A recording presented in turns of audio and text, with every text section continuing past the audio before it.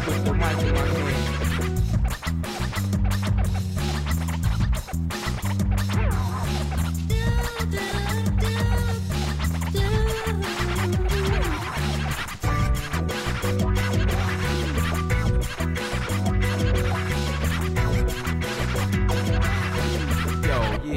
Y'all know what time it is.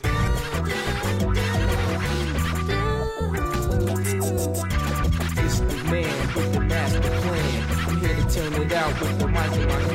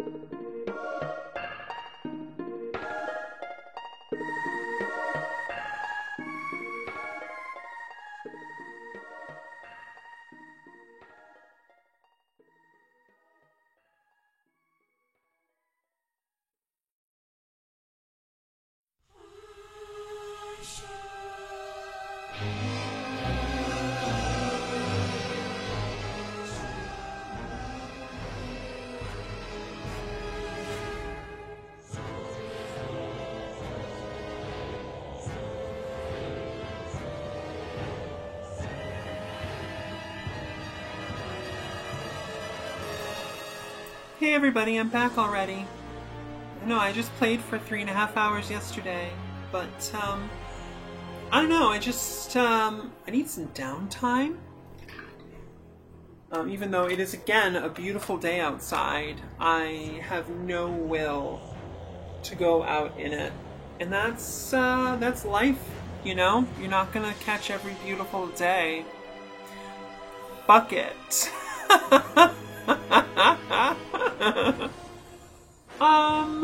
Yeah.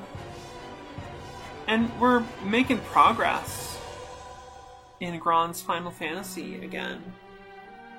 I feel like we know what we're doing. I feel pretty solid about our team and everything, and I just like want to get in there so I can get that much sooner to the issue of like what game I am going to play next. I really don't know.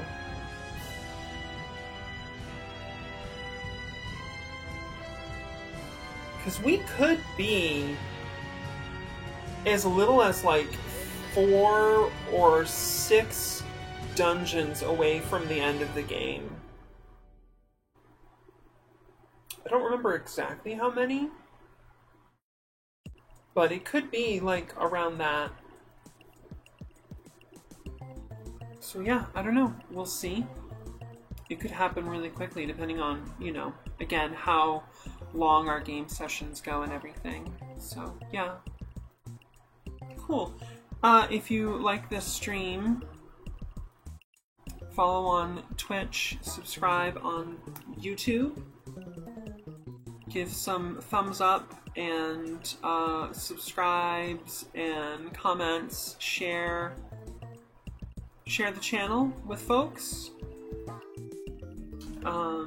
Please support the creation of this and my hypnosis content on Patreon, patreon.com/MissInkNoir. I'm on Twitter at MissInkNoir and at InkNoirSFW. I have a Discord channel, or a whole server. I have a Discord server. Let me know if you want to come check it out. Send me a message on Twitch or Twitter. We can do that. For sure. Good people. Good people. Very much so.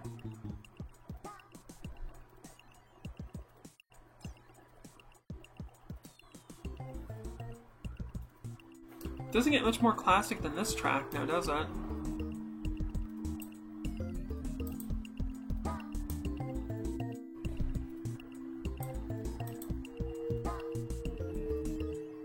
I like this new version, although the little bops are kind of like, you know, they're kind of stereotypical of like new Mario games. And that kind of cheapens it a little to me.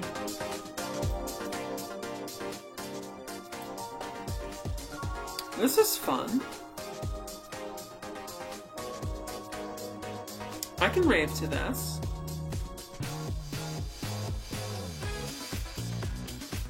Oh my god, it's future funk. I'm literally gonna add this to my list of music to get a copy of. I'm doing it right now. This totally slaps.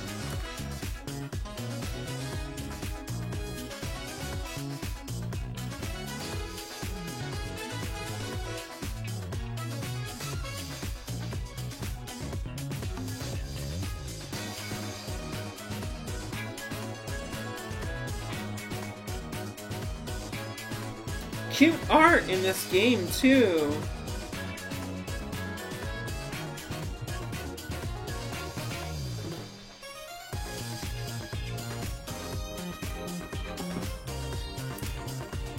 I completely dig this. This rules. Great stuff. Very fun. Very fun.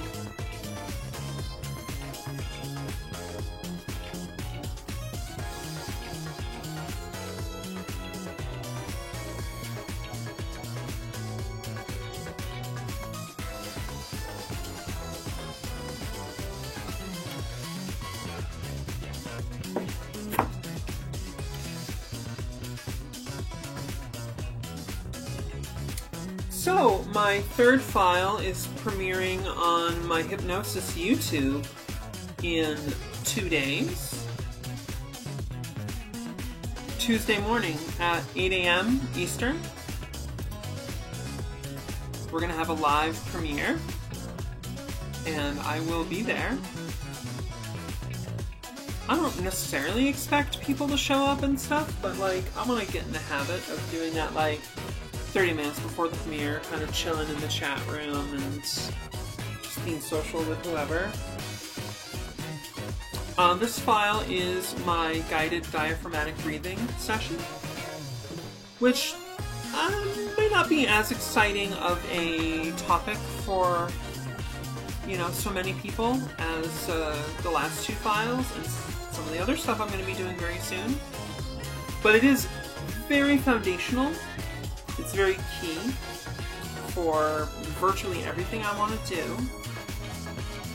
And, you know, if there are people out there who want to, you know, so to speak, like, serve or obey me in a non-exclusive, non-binding kind of way, that would be like, yes. Listening to that is what we call good girl behavior. Saying something as good girl behavior is my way of like kind of telling somebody they're a good girl without actually saying good girl, because that,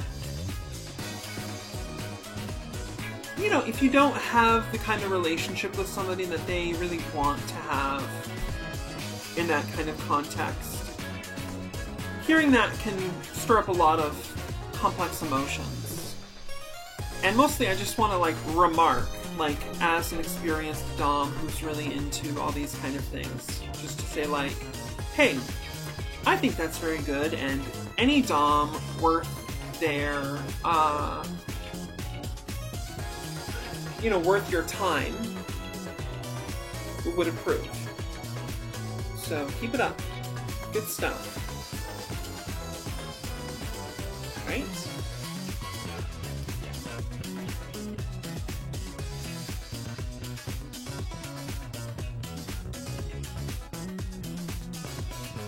I had a recording session Friday. I recorded my next 3 scripts for files number 5, 6, and 7. And it went pretty well. I think file number 6 is solid. I might want to do file number 5 again. I listened to it and I was like, I think this could be better. And actually when I did number 7, I realized that I kind of forgot something. Just a little something, but kind of an important thing. So I went and I put that into the script, and I'm going to do that again sometime.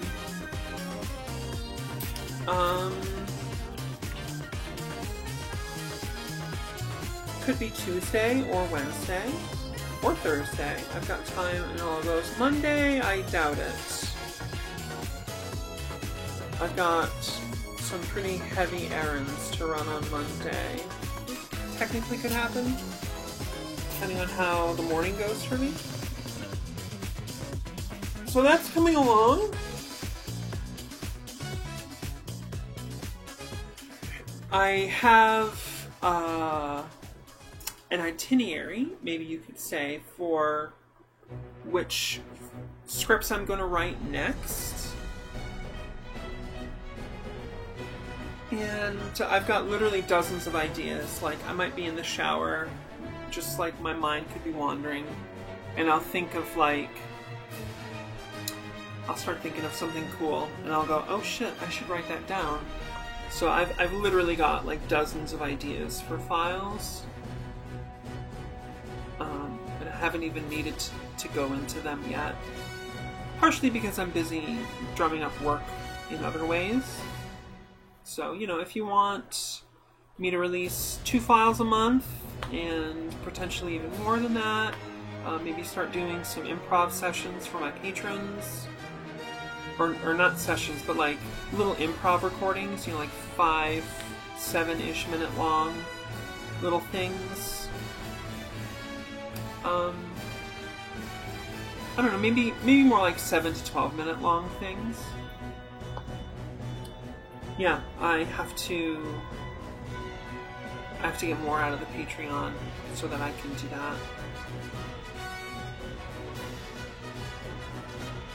Bills gotta be paid. And games gotta be played.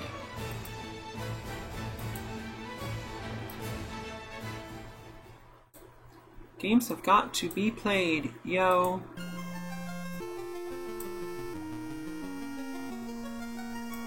Is it me or am I not hearing this?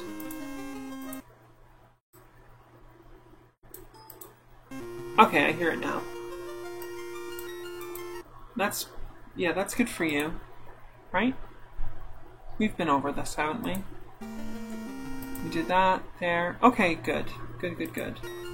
Yeah, it's game time. Is everything in place? Right, so we're gonna try Battle Speed 3 today because we have a ribbon, our characters are doing really well, we're like level 32 now, I think.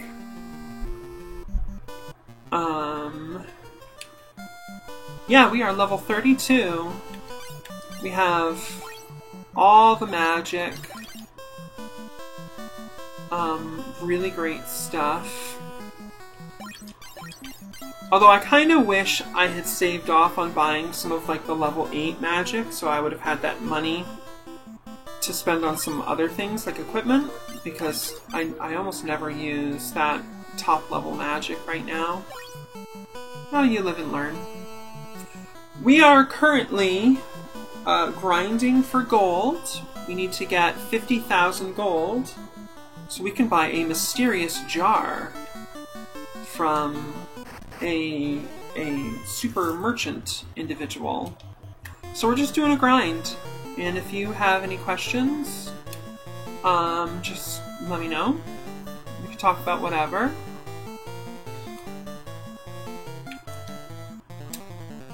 I don't know, just, yeah, use the wizard's wand. I wish it did damage. I really need to get like an all damage. Okay, they're running away, so maybe we shouldn't bother with this part of the map anymore. Maybe we should go back west. I don't know. Where the hell should we? I don't want to. I guess it's not that big of a deal. There's those hellhounds that spit tons of fire. Kind of annoying. So how do we like this combat speed 3? I think that this is doable. It's a little quick, but not. It's not like lightning fast. I can catch what happens if I pay fucking attention. So that's good. Yeah,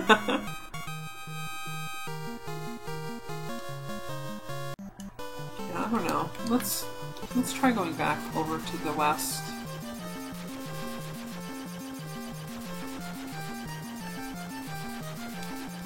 Ooh. What is this area? I don't know. What is this area?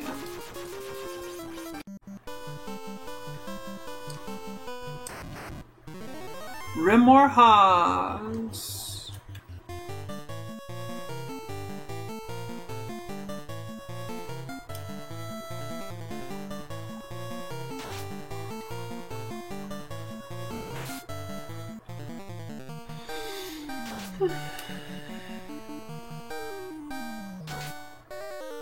Nice.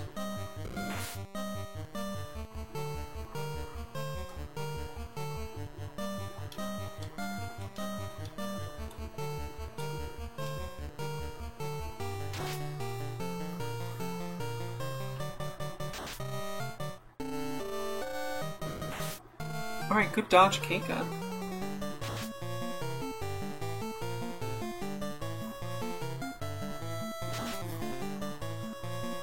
Alright, what kind of gold are we getting from these things here? 3,000 pieces. Nice. That's better. We got 3 trolls. Exciting.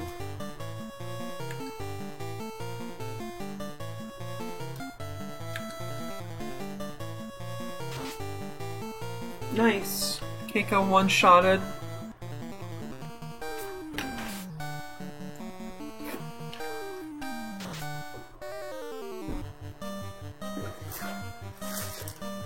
You know what's really good? Dark chocolate.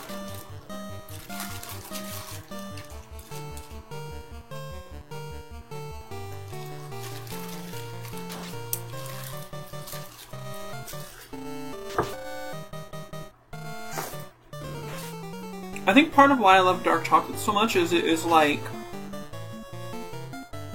this deep and substantial sign that I am taking estrogen. Because I never liked dark chocolate.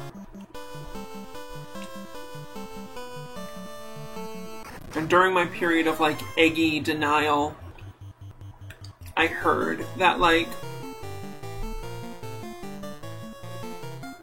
transitioning and starting hormone replacement therapy, like trans women would like discover dark chocolate, and it was like this life-changing experience. It was just different. And I just longed for that. It was just like such a sign of womanhood to me. Ugh, those wyverns have garbage for gold.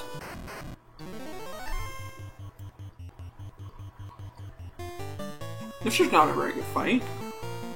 Why are we fighting such garbage enemies over here?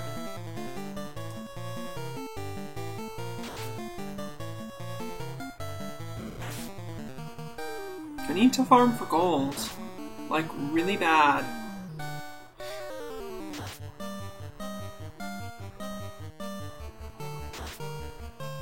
Yep, we took them all out in one round. Well, that's a good chunk of gold. It's not amazing, but it's pretty good.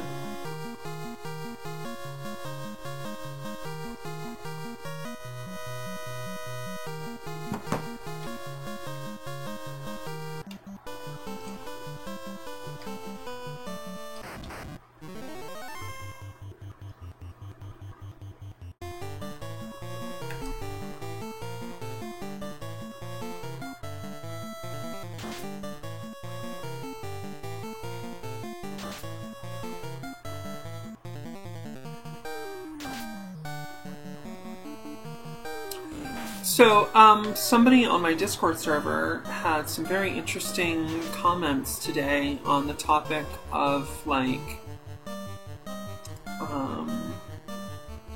toxicity in kink culture, specifically regarding the dynamic between just, like, subs and doms collectively. And I think I might have talked about this before on stream. Not this specific piece, but just the general thing that, like, you know, this friend of mine and I and some other people I know are really into really talking about the issues of dom consent and getting that to improve. You know, there's been a lot about consent for submissives, which is very, very important, of course, but a lot of work has been done in that, and doms have been kind of disregarded. And similar in that kind of vein, in that territory, we have the pervasive narrative of what they call the dom shortage, or the ratio, the sub-dom ratio. There's this pervasive myth, or narrative, I should say, that there are 10 subs for every dom. And I first want to say that I have parroted this. You know, I had a period where I was much more trying to be a sub, and I would complain about this too, and it was treated as just like a fact. You know, just like one of those unassailable truths.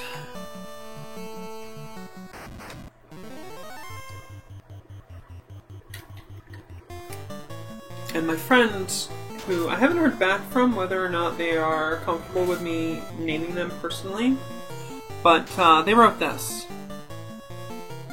I was thinking a bunch this morning about the whole dom shortage thing people talk about a lot. How it's actually not good at all to think of in that way, because it's very commodifying. And people have different dispositions in a way that it's not a one-to-one ratio. Should never be seen as a problem, in my opinion. It brings beauty to life.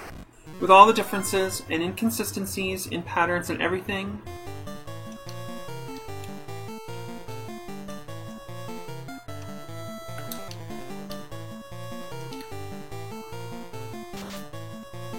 And the thought hit me that, like, almost the entire wider community cites the disproportionate number of subs and doms, seeing it as fact. But I've never really seen anyone question it or break it down, if there really is such a big disproportion, or if it only seems that way. Oh, Ayla said sure. So Faye is fine. So this is from Ayla Faye, at Alara Faye on Twitter. An extremely wonderful, great creature, individual, being. Synth, non-human person. We like Ayla. Ayla, good. Right? And Faye was saying, Ayla's pronouns are Faye Fair.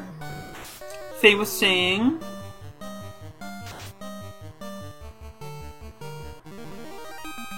never really seen anyone question it or break it down, if there really is such a big disproportion, or if it only seems that way because of the way people act in reaction to the way that it's seen, or why it looks like it is the case at a glance. The core question that's bouncing around my head on that is, could this effect be artificial? A lot of people don't advertise that they are or can be dominant because of the fear of being swarmed.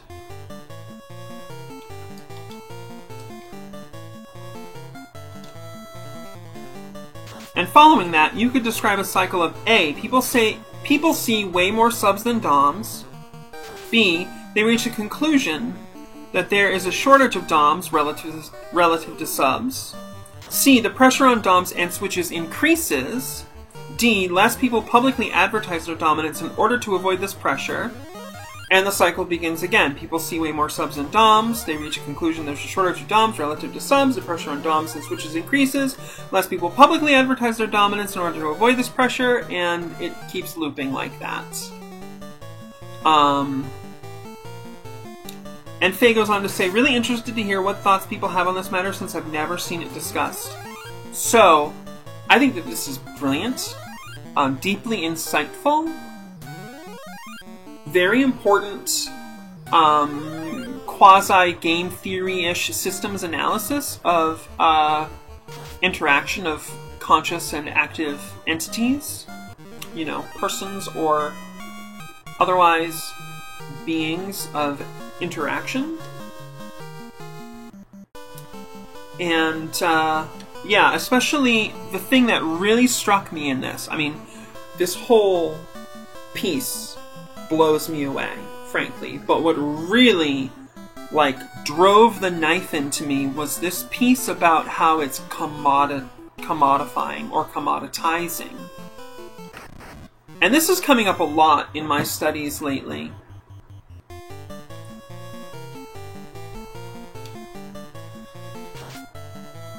The way things are commoditized. I'm trying to remember what it was that I was getting into that was really talking about that. It's slipping my mind right now. But I want to say something like the burnout culture, that one-time video about hustle culture, or systems of control. That was a really good video. I'm also reading Undoing Yourself by Christopher S. Hyatt, which might be touching on issues of commoditizing.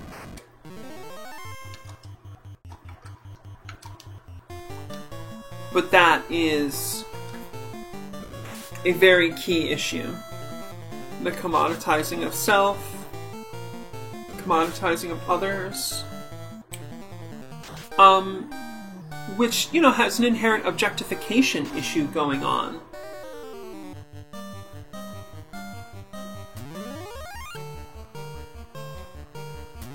think a lot of people have an idealized concept of a dom that's in their minds. You know, this figure that's going to provide all of one's fantasies, essentially. And I think, you know, a lot of these people meet somebody who kind of more or less apparently fits the bill, which largely calls themselves a dom and intimates that they're going to be engaged with this person in a DS dynamic. And then this person, you know, this sub puts them on a pedestal. And it's very harmful to put people on pedestals. And I sympathize, believe me, like, nobody wants those, like, amazing, idealized doms more than me. You know, I have fantasies about an incredible AI dom who would literally be aware of, like, everything about me at all times, 24/7. Would have more insight into me than I could possibly have for myself. And has an infinite degree of caring and compassion. Sees greatness in their subs' potential. There's kind of a stewardship element, but also, I mean, it's entirely theoretical or speculative, so talking about what the power dynamics would be there if such a thing as partnership or communication could possibly occur in that dynamic. But, you know, ideally there would be that mentality of you know, partnership and some kind of equals. Well, you know, theoretically, you know, if we're gonna fantasize here, you know, ideally speaking, these AI DOMs would have such insight philosophically that they would understand that everything is equal and would have respect for free will and want to cultivate it, you know, in an illuminatory context. Getting into some pretty witchy stuff right now, to be honest. It's getting very witchy in here.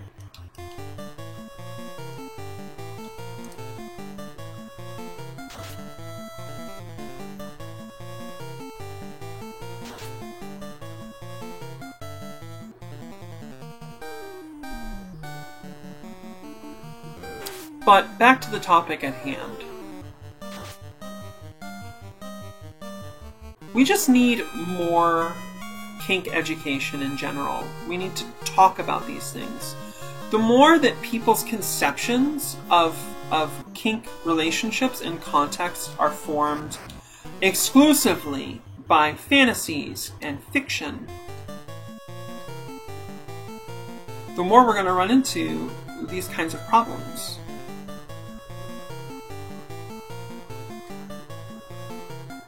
And I think that this neo-puritanical push we're getting, which is largely motivated by credit card companies and banks, who do not need to do this. They just want to do it. They genuinely want to do it. And then that forces a lot of apps and things like that to go crazy.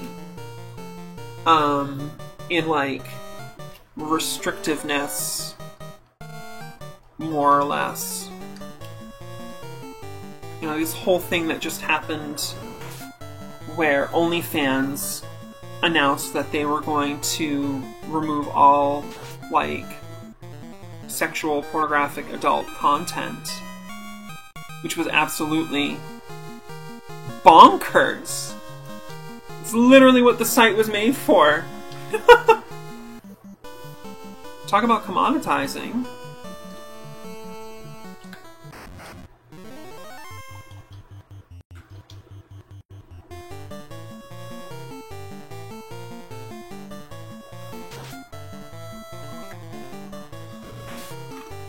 I mean, arguably, there's more stuff going on than just the banks and credit card companies.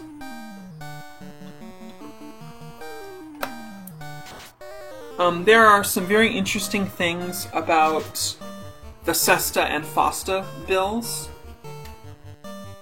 which I have not memorized, but we have some very good material about that linked on my Discord server. I'm not really in a place to read and study things together right now. Theoretically, in the future, with a better computer streaming setup, we could just, like, read stuff together on stream. Go over some of these issues.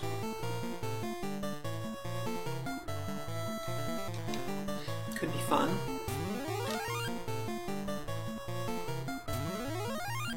But I'm not in a position right now to throw that kind of stuff up on screen and sit and talk about it and stuff.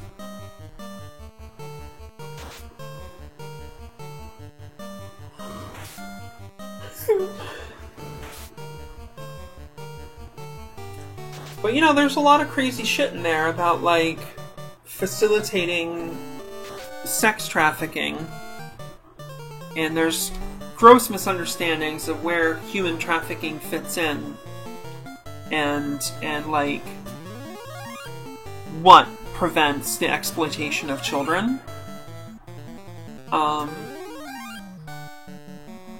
think in the left we have a pocket of people who are so jaded and exhausted from the right using this what about the welfare of the children kind of rhetoric to push through things that actually don't help children and probably put a lot of children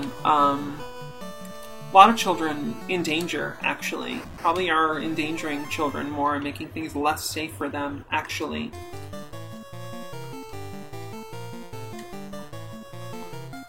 That, you know, that kind of transfers. And so this kind of moment of, like, exhaustion could come across. And it's not... And then, you know, people want to misconstrue that as, like, a lack of concern about the welfare of children. There's no shortage of concern for the welfare of children among the left. That couldn't be farther from the truth. But it is extremely annoying to see the right wing use the same rhetorical tactics over and over.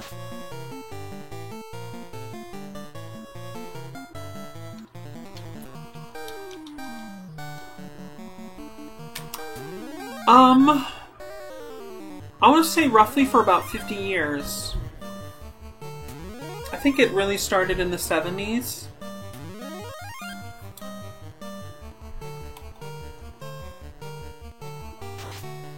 Probably started developing in the 60s, but it really kicked in during the drug war of the 80s and on. All of that Reagan style propaganda about what was endangering children.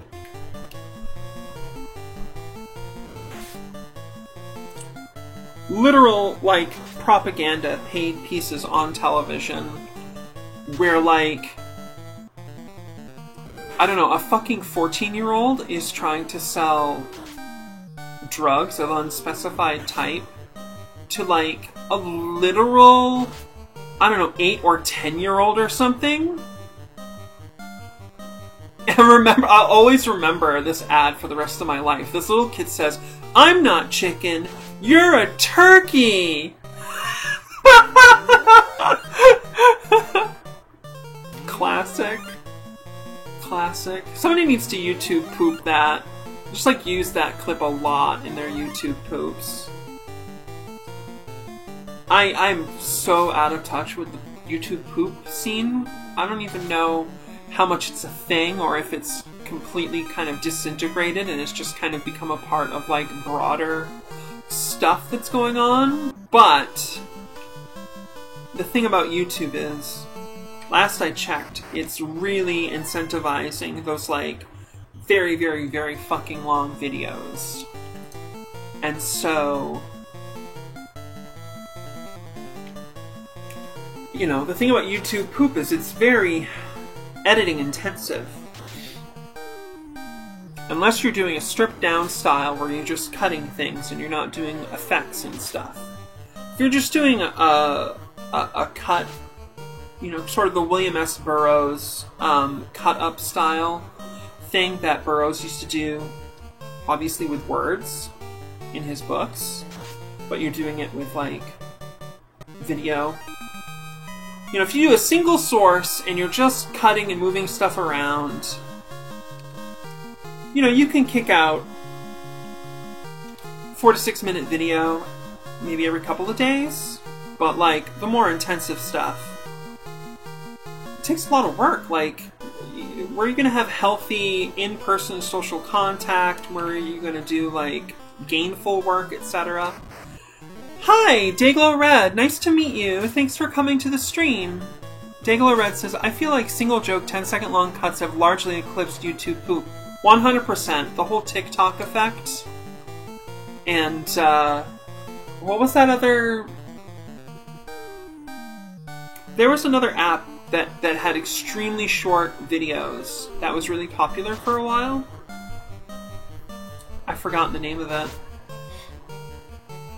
I think it, like, was bought or was closed or something. Yeah, the Vines. Yes, Dayglow Red says Vine. I agree. Yeah, Vines, TikTok, little Twitter. Oh, it's Set! Hey, Set! Set is not new. Set is the best. Everybody, this is Set. Set is the best. Thanks for coming in today, Set. It's always a treat when we get to hang out. Set and I watched that movie, that Dan Aykroyd, Rosie O'Donnell movie, where they go to the kink resort. We watched that together. That was a trip. I can't remember the name of the movie right now, but we had fun. We had fun with that one. That was a fun day. Set is good. Oh shit. Keika is poisoned. Yes, Set says it was Exit to Eden. That's correct. The name of the kink resort was Eden. God, what a movie. That's a lost gem. I mean, it's not perfect by any means, but it's not just, like, so bad it's good either. It's a really interesting mixed bag that I did not hate. It wasn't a mixed bag in the sense of, like, oh, some of this is so good, but why is some of this so bad? You know, it wasn't like that. It was like just kind of a bit of a mess, but in a good way. Exit to Eden, highly recommended. It's funny, I'm over here talking about kink and all this stuff, and it's YouTube poop that gets Set to speak up. Yeah. Those were the good old days. I remember back in 2008. Whew. Around that time, the heyday of the poop. We leveled up! Keika has increased HP to 723, with an increase in strength, agility, vitality, and luck. Joko's HP raised to 634, with an increase in strength, intellect, vitality, and luck. Mari's HP increased to 480 points, with an increase in agility, vitality. That's it. And Inky is up to 366 HP, with an increase in agility, intellect, and that's it. Set says, hey, I just got here, and I gotta blow back off in a minute. Hey, that's totally fine. It's super nice to see you. We gotta watch that X-Files Season 9 finale sometime. 100%. We should make plans. I'm not in any huge rush, but I would love to do that together. No pressure. Have a great day. And And I would love if this stream was a place that people felt like they could just drop by, say hi. That's super to me. That's completely super.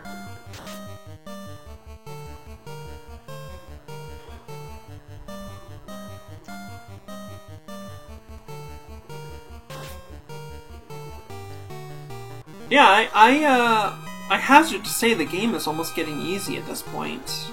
Seth says, we might also work Preaching to the Perverted into the older kink movies watch list. Yo! Literally have not heard of this.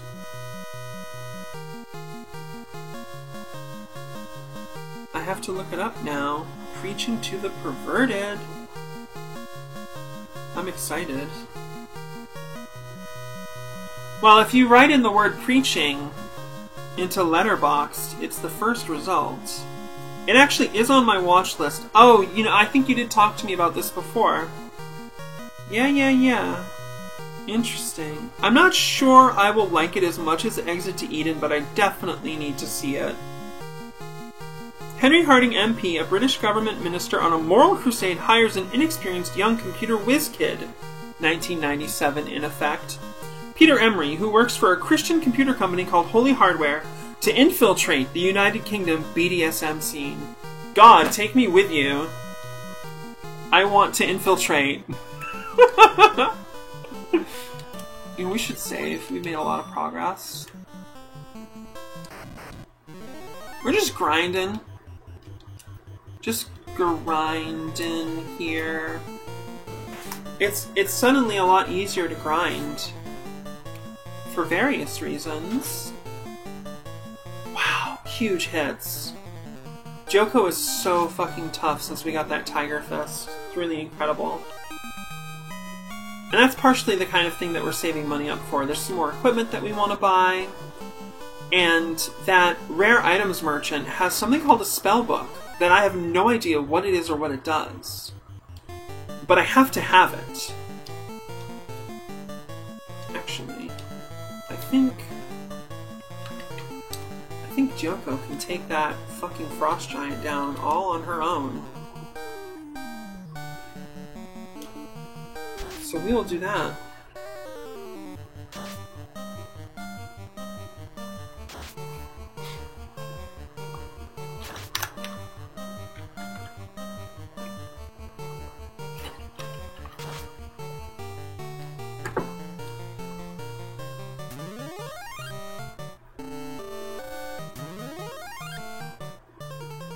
So right, we were talking about having greater kink education and how that is really difficult, I guess, in this context where we're dealing with neo-Puritanism and everything, you know? So I don't know, you know, it's something that we all have to do individually to do our best. And of course, I advocate for like everybody to learn dialectical behavior therapy and cognitive behavioral therapy. I think that would just make a better fucking world for everyone. Because they're not dogmatic, you know? They're not like rigid authoritarian belief systems. It's not a cult. It's all about being flexible and giving people room to breathe. And I think, you know, believing in the best of each other. I would even go so far as to say, you know, having good faith. Both in the existential philosophy sense and in the discourse sense. In the debate kind of, or not debate, but just like the online, you know, logical or otherwise conversational sense? Yes.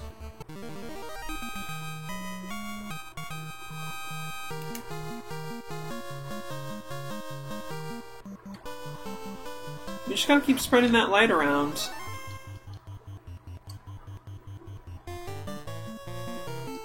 Let the light that shines in your eyes shine on me.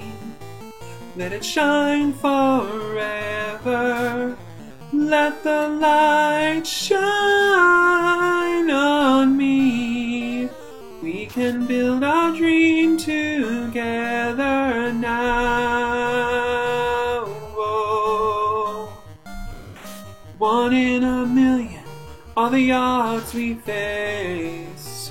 1 in a million, that's a chance I'll take.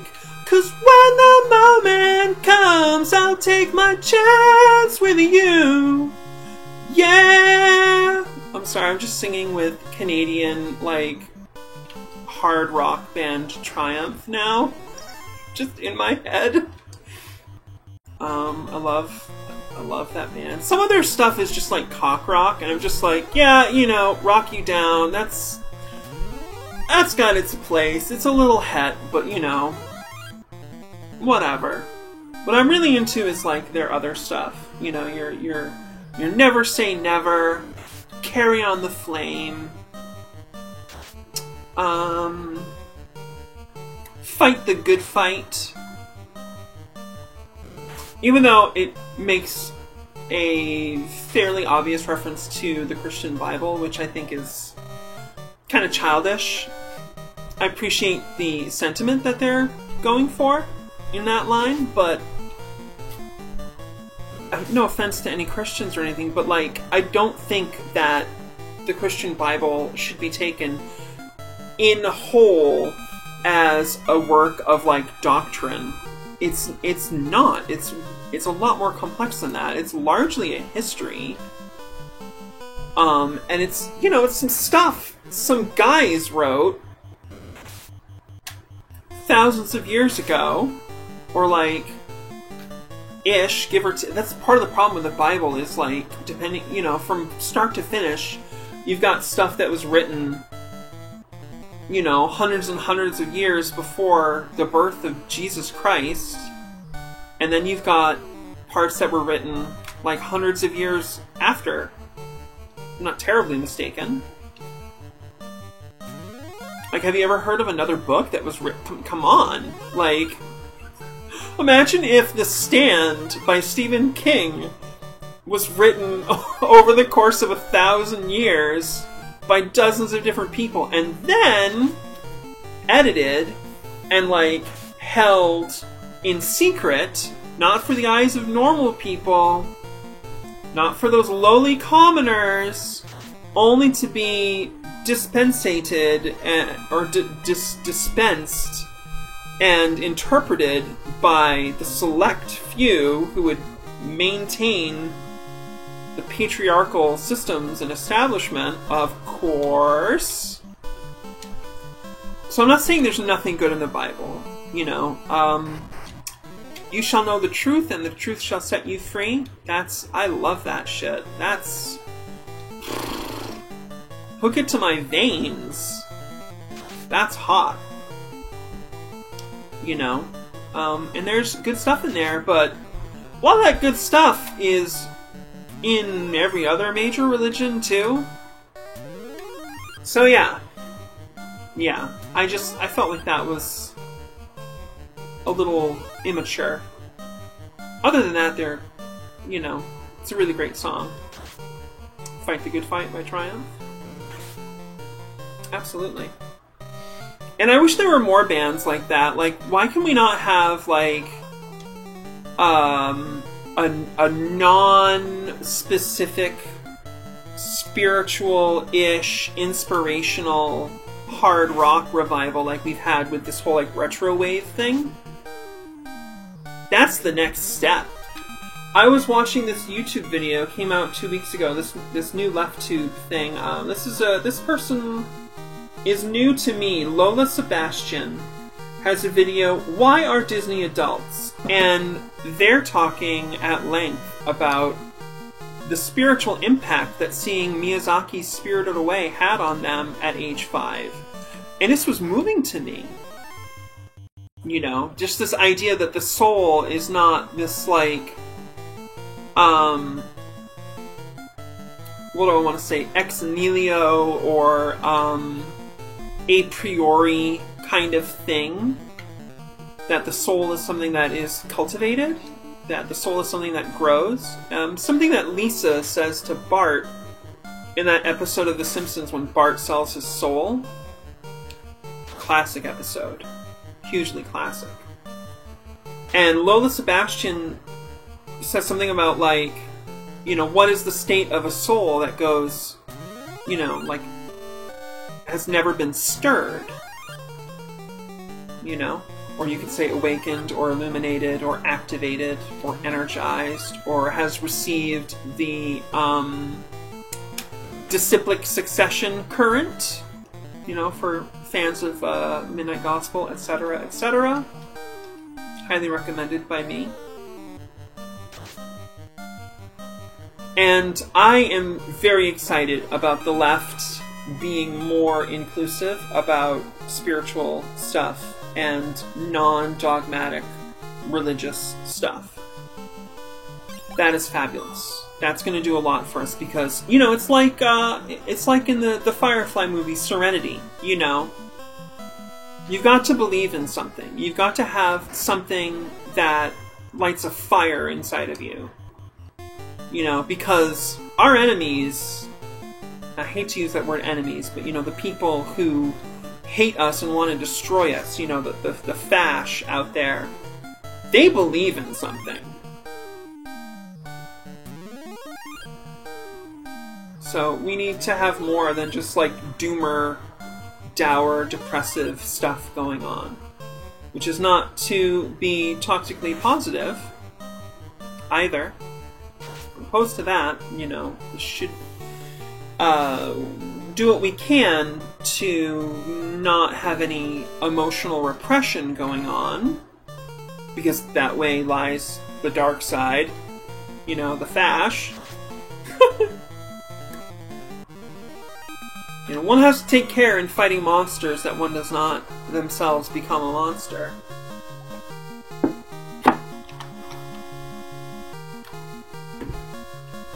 That said, I'm not, you know, supporting a simplistic take on that, like strict nonviolence, so to speak. I recommend a book called How Nonviolence Protects the State, actually.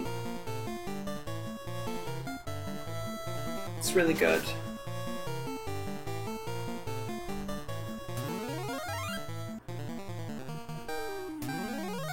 Very important stuff.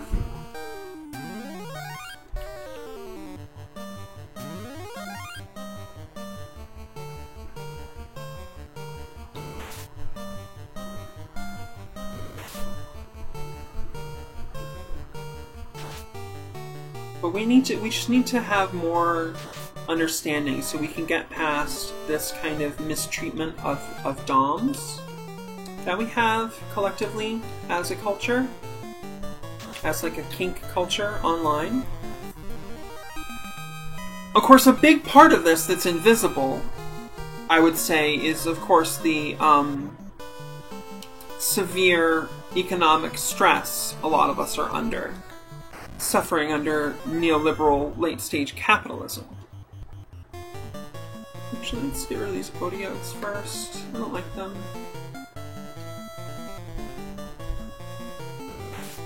They do poison damage. You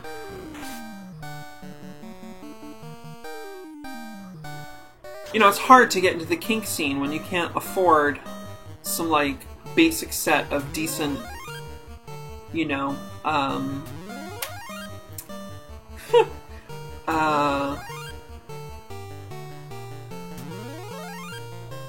don't want to say accoutrements, you know? Accessories and tools.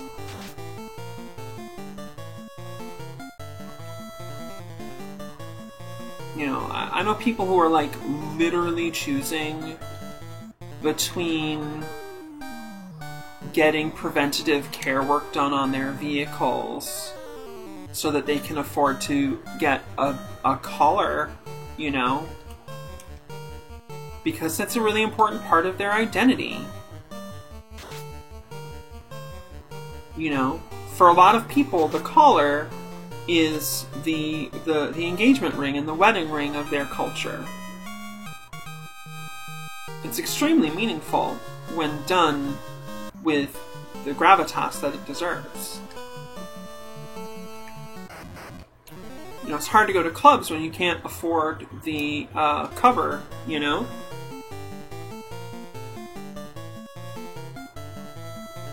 It's tough. People are just under too much pressure all around. Pressure kills. Really bad. We got a major issue with cortisol, you know? So we definitely got to be pushing more and more and more for living wages and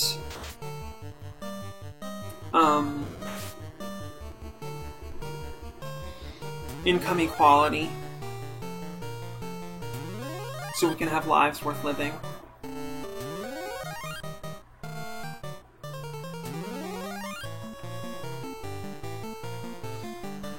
I was reading today about the absolutely horrific conditions that children live in Gaza, and I just like, I have no idea. I mean, we gotta take control of the US government away from corporations and wealthy interests and give it back to the people, and then stop subsidizing the government that is enacting this genocide, you know? I don't have a whole solution for the whole thing. I definitely understand the motivation to have a state for Jewish people. I don't know that this is a solution, though. I mean, really.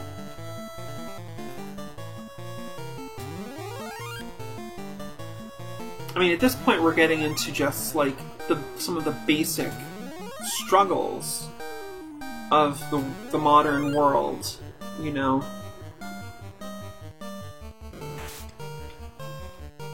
Resource scarcity, geopolitical conflict, racial scapegoating.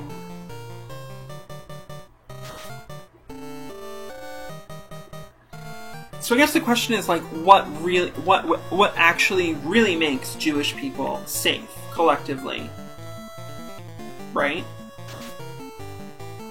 So then you look at, like, well, what actually contributes to the rise of fascism? This is something the left is addressing, you know?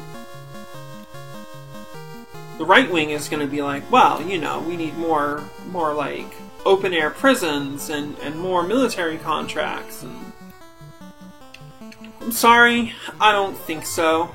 I don't think that I think that is escalating a lot of these problems.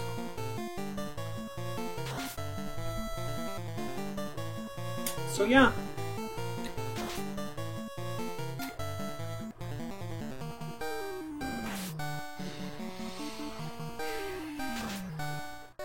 So what's the takeaway so far from the talks? Well, do some reading on dialectical behavior therapy, cognitive behavioral therapy. Get into practicing that stuff a bit. Now, I don't expect you to master it overnight by any means. Gotta stay out of the desert because those desert monsters are useless.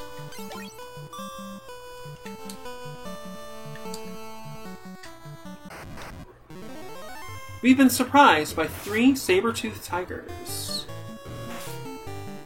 Ooh, crits really hard on Keika. My goodness. We moved to a new area because some of those enemies were running away from us, and I'm like, hey, they're running away from us, though. You know what I mean?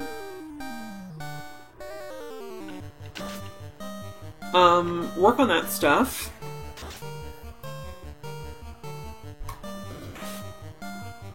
Where can we get? I think we need to try to get a better centralized educational hub for for kink education.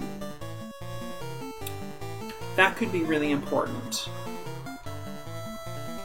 BDSM Wiki has not been functioning properly when I've tried to access it lately. So, I mean, that seems important. How do you teach people these basics, like, that, like, I mean, even to say a dominant is kind of misleading. I mean, that's like making them out to be like a whole different kind of human being or something almost, you know? Like, there's dominants and there's submissives, and it's like, that's not really accurate, though. I've known a lot of submissives who have gone on to start dabbling in and then becoming more and more active as dominants. Which I think is an excellent way to progress, actually. So to say that, like, somebody is inherently a sub or inherently a dom, I think can be toxic. Perhaps even often. It can feed into narratives about superiority, which can then lead to harm.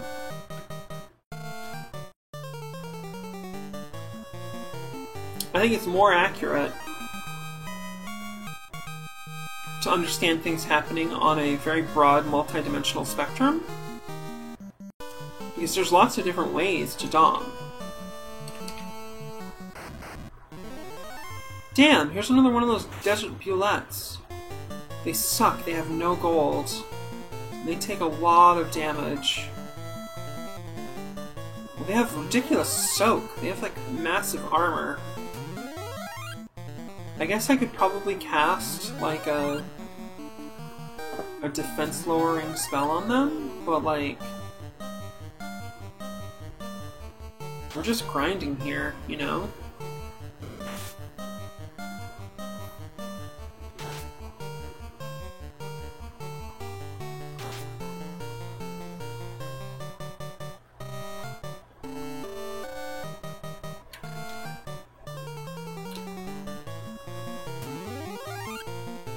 I'm just playing games. I know that's plastic love.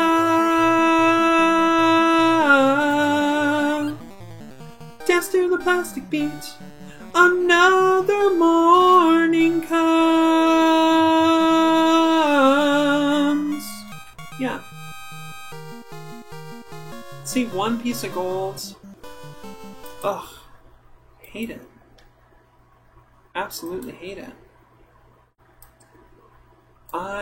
Yeah, so we have a magic list over here. Magic guide. Let's see.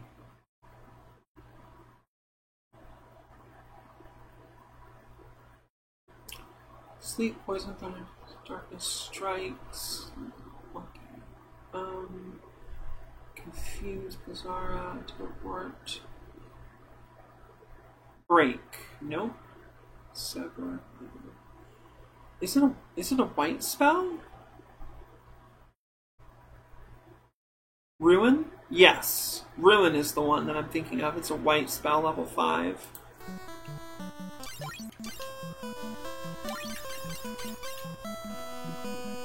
Seven of those. Anyway, I need a bio break actually, so we're gonna do that. And I'll be back really quickly.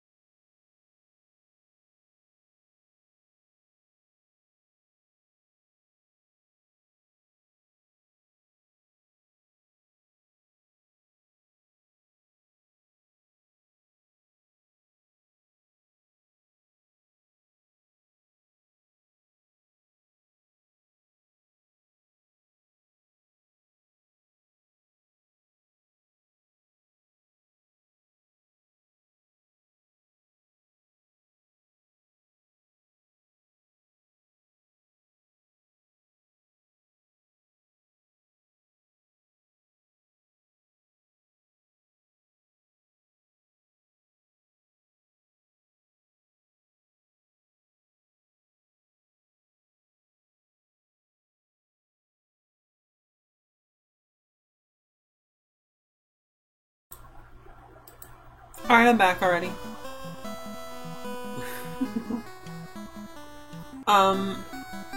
You know, honestly, I think part of why I got into hypnosis as much as I have is because it doesn't cost money, really. It just takes time and effort to learn, you know?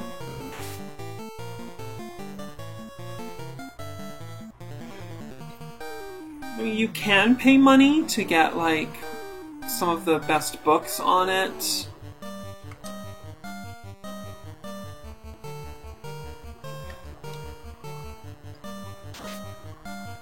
You know, at Sleepin' Girl on Twitter has written some, like, I don't know, short book type pieces about technique and things like that, for instance. But, like, you don't need to spend money. You can just learn about it, you know, and practice. There's always people who want to practice, you know. It's absolutely simple to find somebody you want. Now, somebody who's going to be a good partner and not, you know, mistreat you as a dominant or hypnotist, that's, you know, that's a different issue. That's... Alright, this is where the tougher fights are. Here in the woods. We got an Ogre Mage and 2 Hellhounds. Or 2 Ogre Mages, actually. Exciting. Maybe we'll get better gold out of these fights.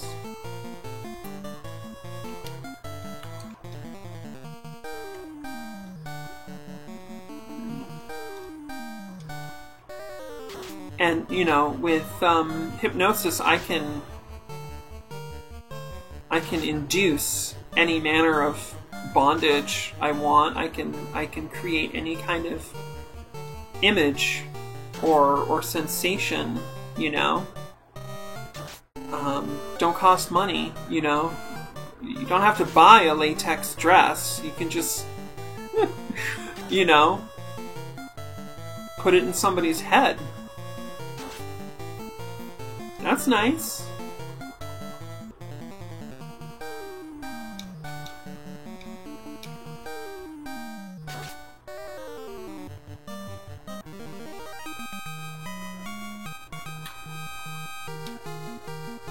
Yeah, good chunk of gold there. I think we might move on, though. I think we might do that. Wow, 3 dragonettes out here in the desert. Cool.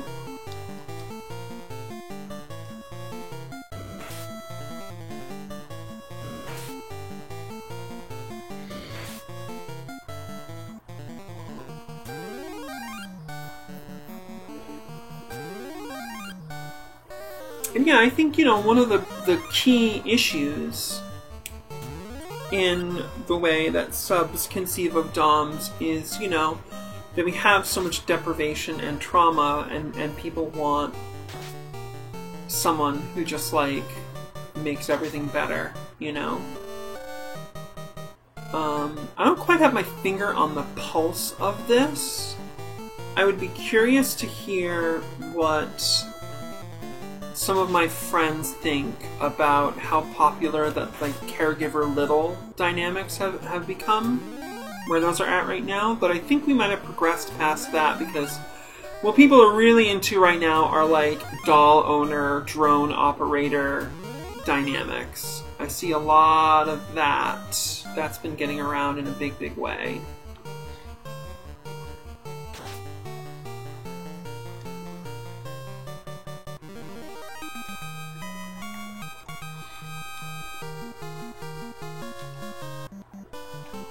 There has to be an appreciation that it is mutual, that it's something that people are working on together.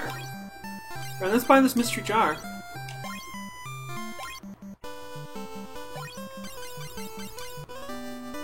You open the jar and a fairy emerges and promptly flies away without a word.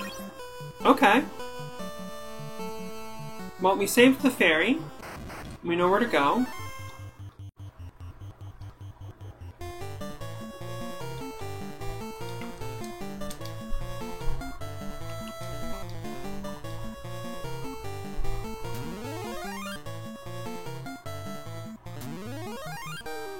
I think, you know, we've been grinding for like an hour.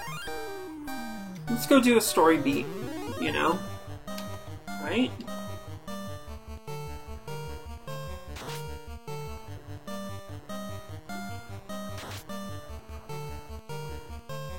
Now, there's important basics about this, basically.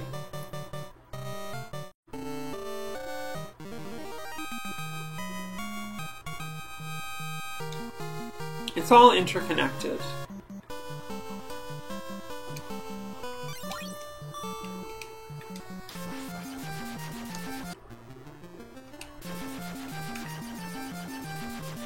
I think we're going over here.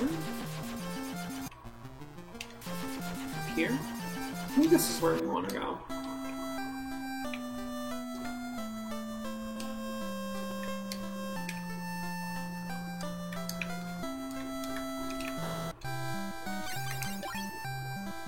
Level 8.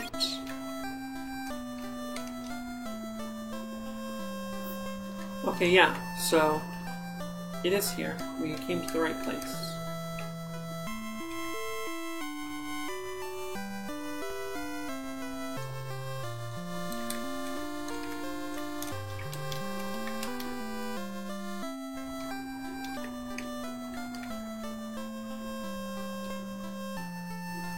There it is.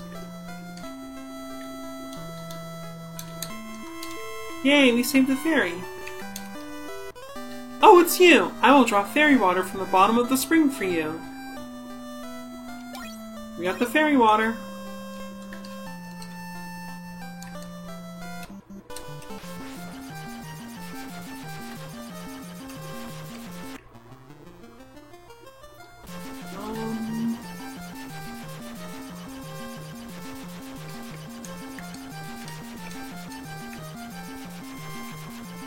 There's nowhere else to land. That's fine though.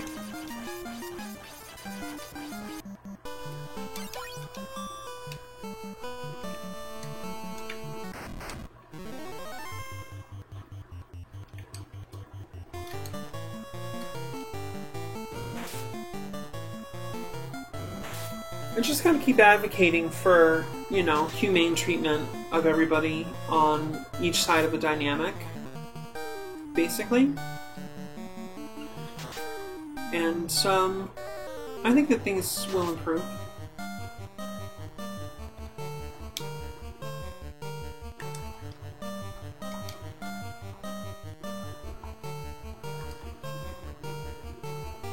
It's a process, you know, you can't force it. It's not going to get necessarily, like, better overnight or anything.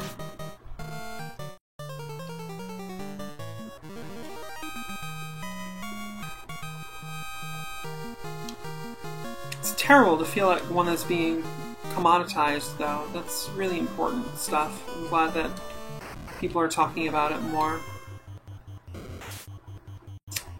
Yeah, this is just a lame fight. Y'all should be running away from me, frankly.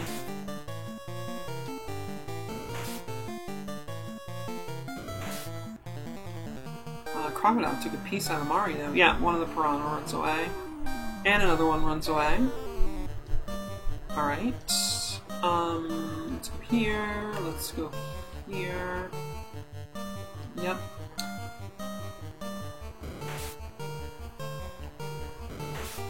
Using a wizard's wand.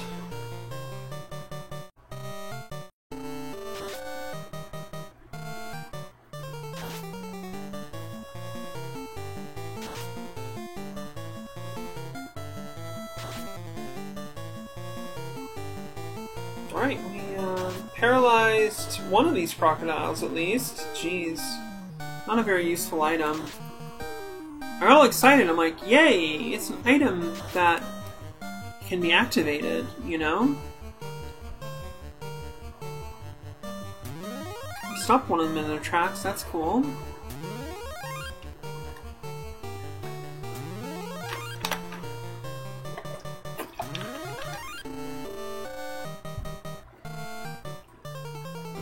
Yeah, again, 'cause I just want to emphasize, you know, nobody is inherently a dom or a sub. It's really important. That's just not human nature. I mean, it doesn't reflect what we really are in essence.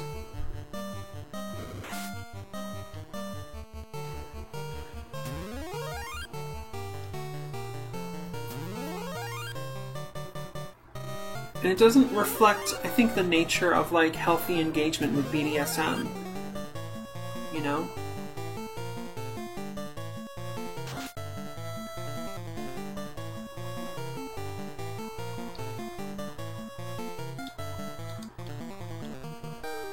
So, I think I'll leave it at that. I don't know if I have anything much more useful to contribute to that topic right now.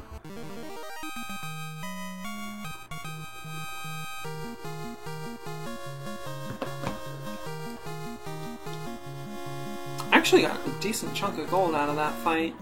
Weird. Oh, we'll go here.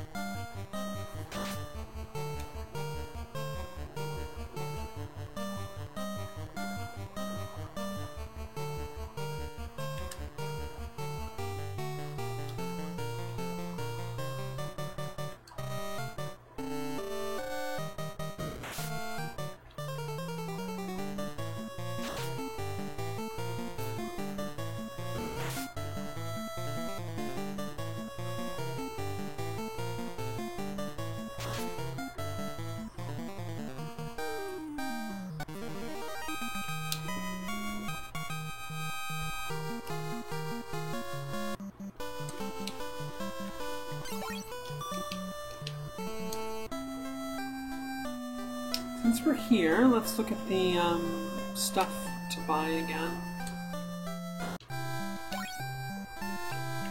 I think we got all the plumed hats we want and all the fey mantles we want. Tiger fangs. That's an interesting question. Very interesting question.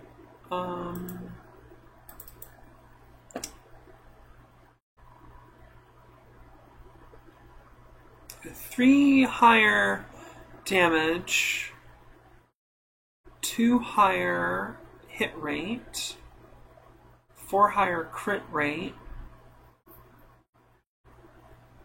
I don't know. I kind of like having it mixed up here.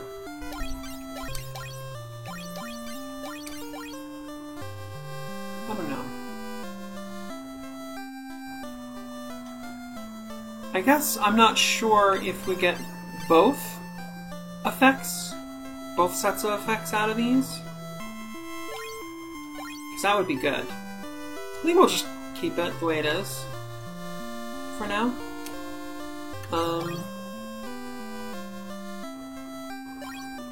Yeah, we should definitely use the yen. It's only 300 gold for crying out loud.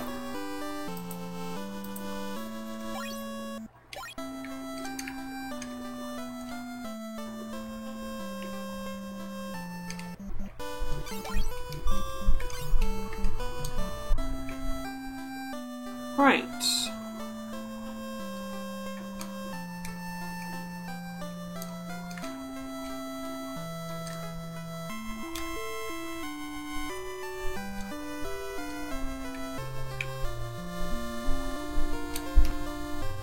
Warriors, you have fairy water. The mermaids wait. Please help them.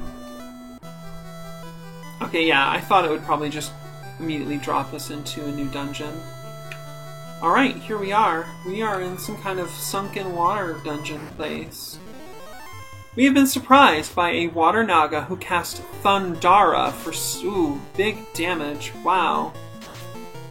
This is no joke. Keika took it to the dome. And a water elemental let's come down on that Naga pretty hard.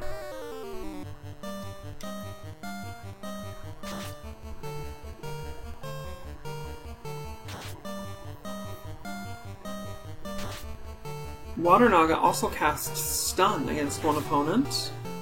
That Elemental does big damage as well. Alright, we managed to kill the Naga. That's good.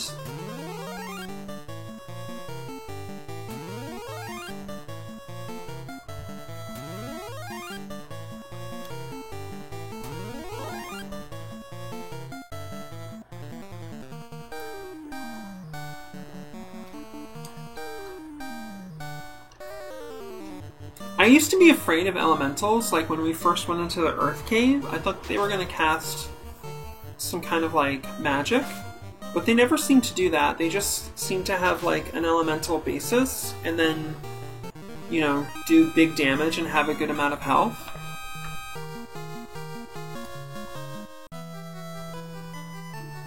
I figured we could stop grinding because we would get into enough fights just traveling and exploring through this place. Here's a room. There's a chest. 2 sea trolls. Yeah, let's go ahead and come down on one of them real hard. Make sure we get rid of one of them. Alright, Joko just took that one right out. 51 damage. Not bad from a sea troll on Joko.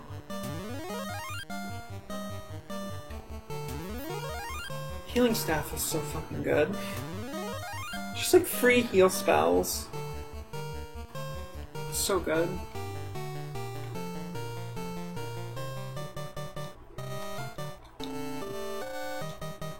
Part of why I went up to Combat Speed 3 was to like, you know, offset that, because, you know, when you cast spells that affect everybody on the field, all of these little text boxes have to propagate on screen, and it just like takes forever, you know?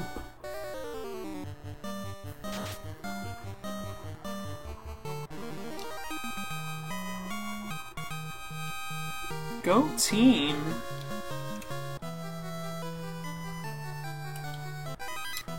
Bunch of gold, 9,900 gold, cool. Stairs down are in the top left. Surprised again by a Water Naga and a Water Elemental. Coming out the gate with Thundara again.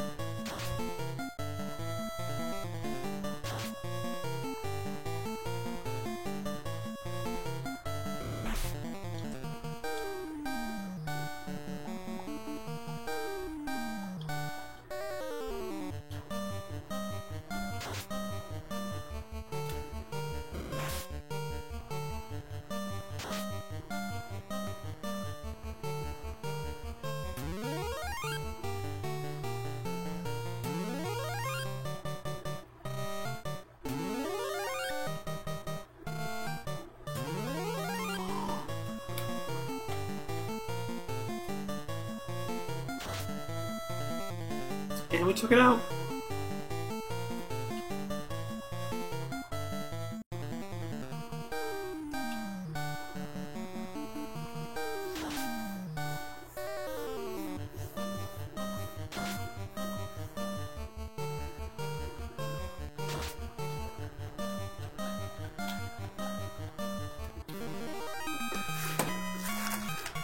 Might go quiet for a little while and just like have a piece of Haichu.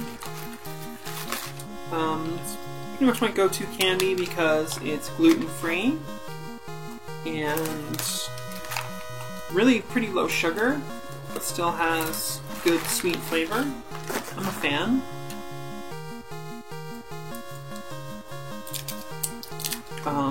They're not paying me to promote them or anything, I just genuinely a fan. And stairs up. Fascinating.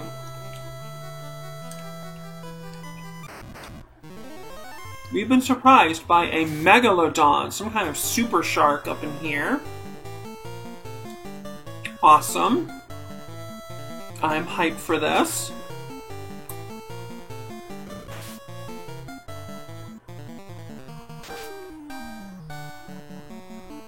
And it's gone. Just took it right out.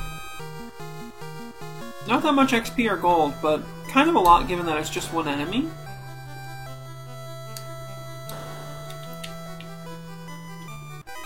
$2,000 gold.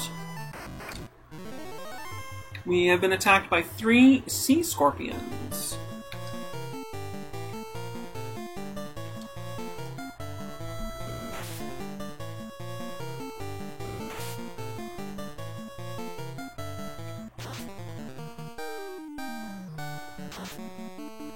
Hey, we managed to stun one of them.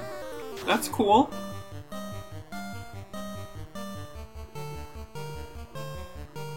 And we stopped it from attacking.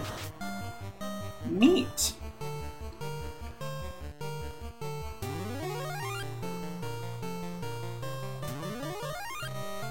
I mean, I'm gonna guess that these things do poison status ailments, so...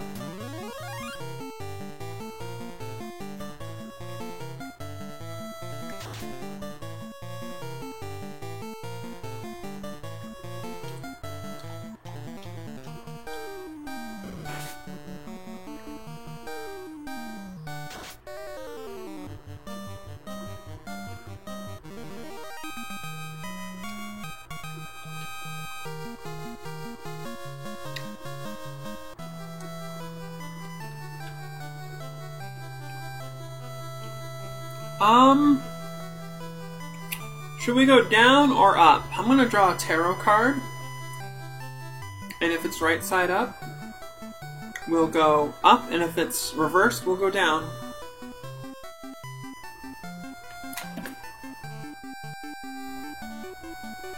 Alright, we've got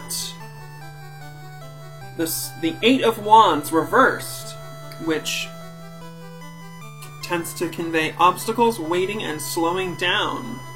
Though you may have unlimited energy, you are now being faced with many delays that hinder you, where you feel like you have no control over the circumstances.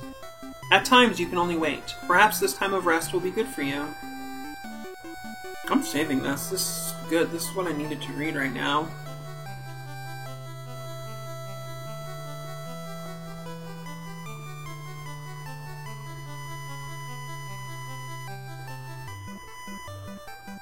Nice. That's from the app called Labyrinthos, which is really good. Great way to learn tarot, and I think a great way to practice if you are techno-pagan or cyber witch or whatever, which I consider myself to be in part.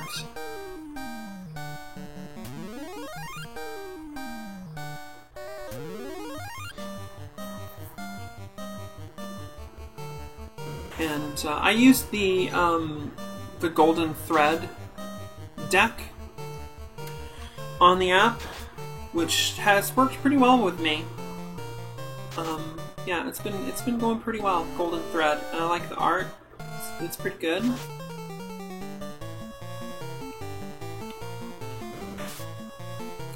Not my favorite by any means, but solid.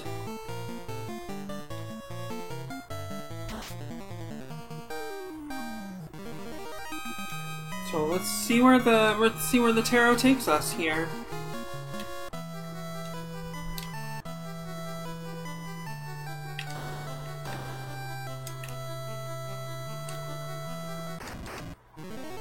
We've been surprised by a sea troll and some kind of snake, a sea snake.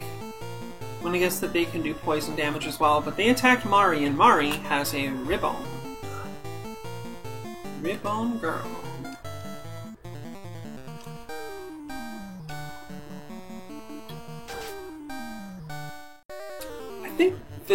I think the phrase "ribbon girl" comes from a Ranma 1/2 song. Ranma 1/2 was one of those things that was so iconic of anime fandom in the mid-90s that, like, you kind of weren't allowed to not get into it a bit. especially if you were young or a newer anime fan. That is to say, a young anime fan or newer to anime.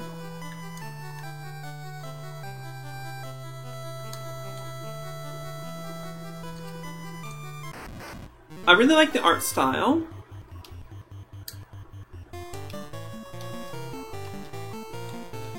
I really want to make sure I get rid of this deep eyes. I do not want to find out what it does if it hits.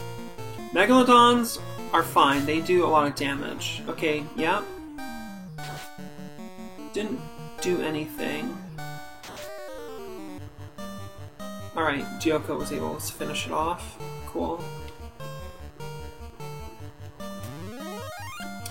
So yeah, I like the art style of Ranma 1/2. I like the basic archetypes of the characters, but I ultimately don't find it to be an enjoyable series because, you know, I mean, Gyoko Takahashi just, it's like she just does this thing. It's very sitcom-y. It's like, here's a premise, and we explore it for a bit. We introduce a character. We explore what that what happens with that.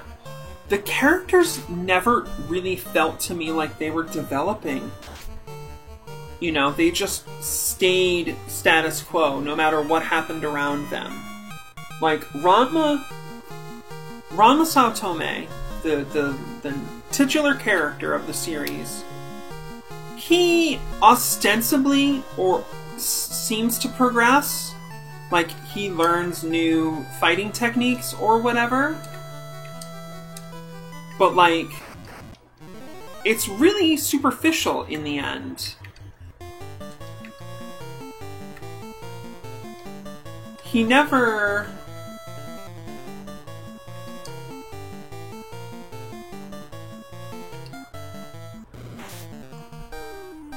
I mean, like, what? He learns a new fighting technique, big deal.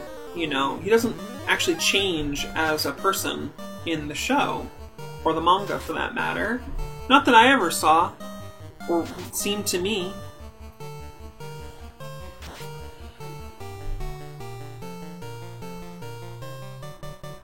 Maybe I should be using Thundaga against water-type creatures.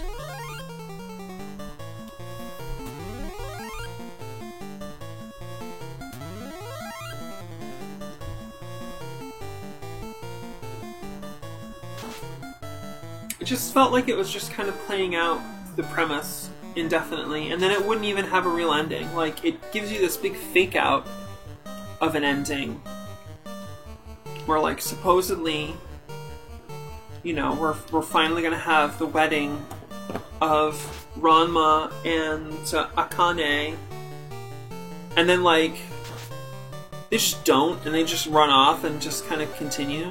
It's that thing I was talking about yesterday, just like that cyclical, episodic, you know, things don't really change kind of thing.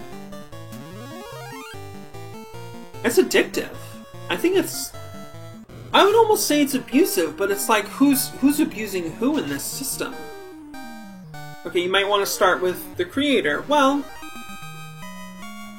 everybody's got to put food on the table, you know? Hey, we've reached level 34. Keika's HP is up to 733, and she's had an increase in her strength, intellect, vitality, and luck. Gyoko's HP is up to 668 with an increase in agility, vitality, and luck. Mari's HP is up to 488 with an increase in strength, vitality, and luck. And Iki's HP is up to 373 with an increase in strength, agility, intellect, vitality, and luck. Go team, level 34. Nice.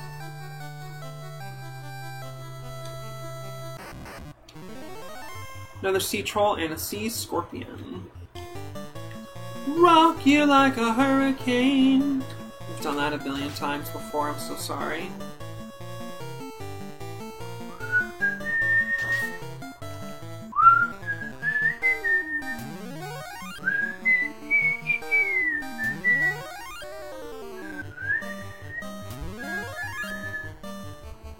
Sometimes I whistle better than that.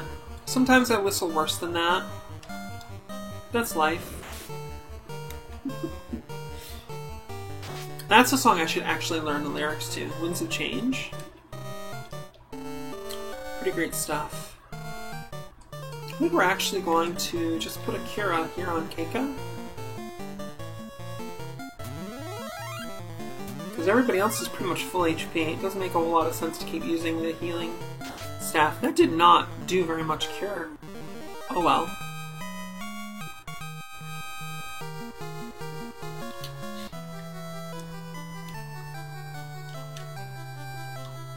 Alright, so it's a room you can't get into. That's weird. Maybe there's a hole you can fall into it from above, and there's like a teleportation pad, you know?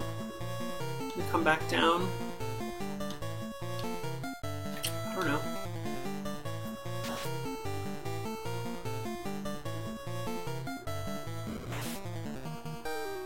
So yeah, Ranma 1/2 was one of those things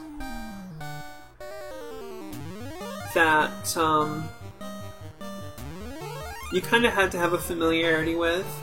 And I was, you know, being a trans girl egg and kinky as a young teen, of course, I read a lot of Ranma 1/2 / fiction because they would do a lot of like gender bending stuff in those because of the whole like premise of Ranma 1/2 is, you know, characters changing when they're splashed with water, and Ranma specifically would change into a female form. We're fighting 2 ghosts. Interesting.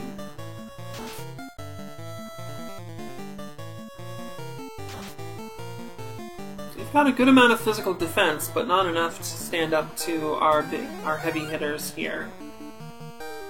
So yeah, you know, I was fairly familiar with Ranma 1/2. I didn't binge the entire series by any means, not even close.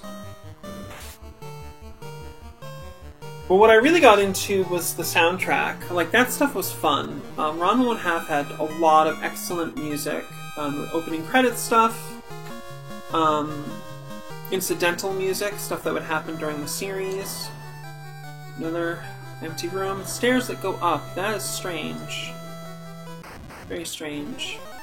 We have a pack of 8 Sawagin Barons and a Sawagin Prince. Let's take out the Prince and let's use Thundara.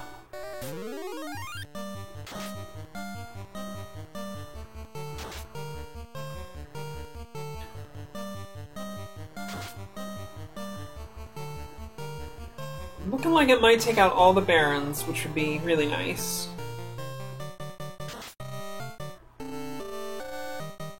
Alright, good stuff. So, I've got a lot of Ranma 1/2 music, just like bouncing around in my head. One of the interesting little things about Ranma 1/2 was you had this incredible cast of female voice actresses. Quite notably Megumi Hayashibara, who later went on to portray Ayanami Rei, of course. And they all had such beautiful voices and were great singers, so they started having them all sing music together. And kind of had a band. And they called the band Doko, D-O-C-O. They put out 2 short-ish albums. A lot of great songs. Doko is really good. That's one of my little happy places I sometimes forget about.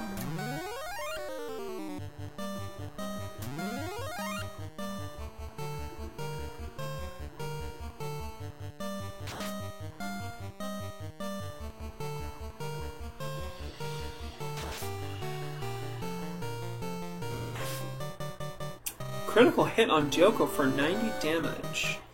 Deep Eyes has still not done any interesting effects yet, so I'm a little less worried about them than I was when I first encountered them.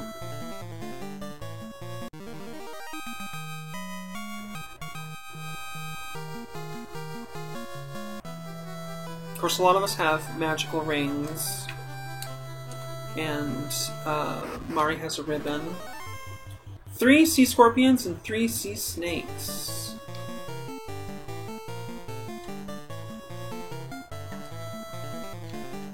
Again, I say Thundara.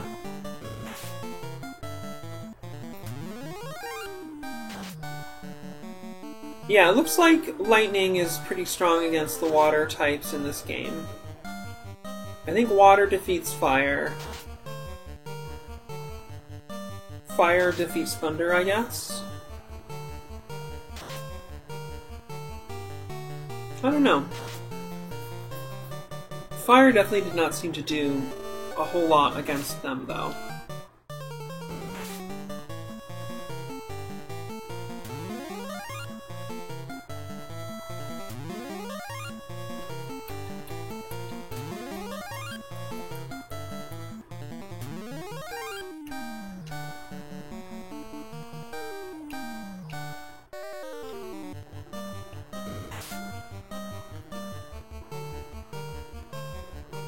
Fortunately, the 2 monsters we actually killed were the ones we were targeting and hadn't hit yet. So, kind of a wasted turn for our heavy hitters here. Oh well. That's okay. Dead monsters are dead monsters.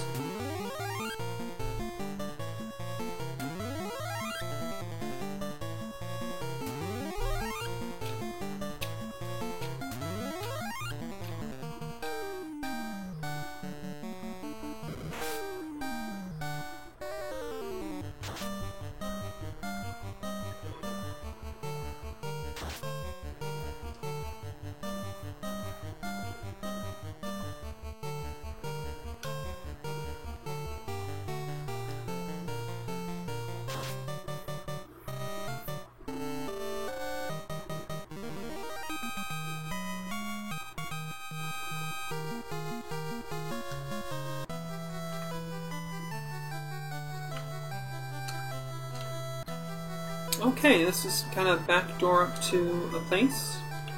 Interesting. Alright, 3 more scorpions and snakes.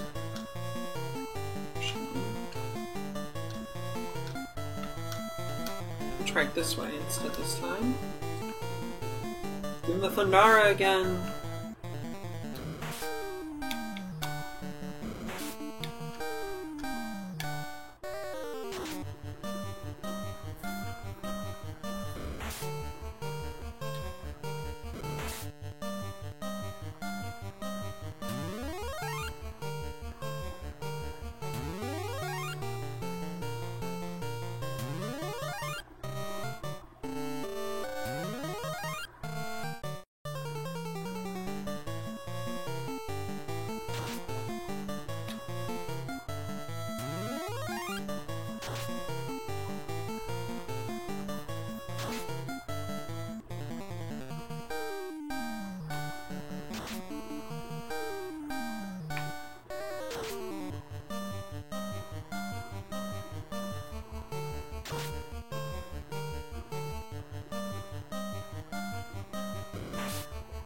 I don't know, the Thundara is like not really helping. I don't know.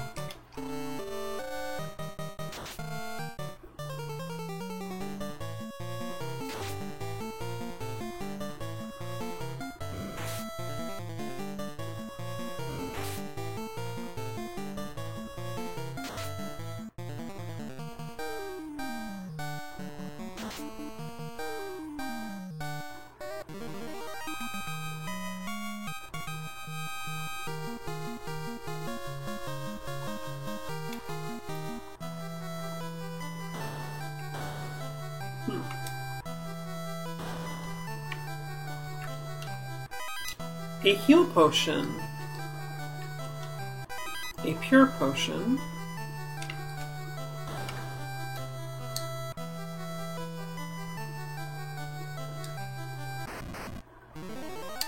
Two Sahuagin princes and 7 Sahuagin barons.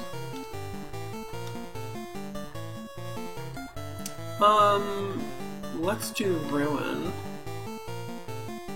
and Thundara. And let's hope Mari gets that ruin out before Iki fires. That would be best. Nope! Didn't happen. Whatever.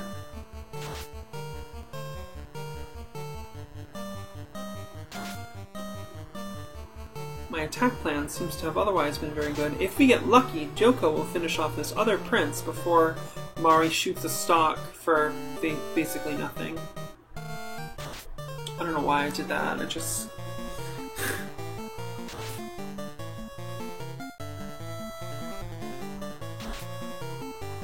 just did it.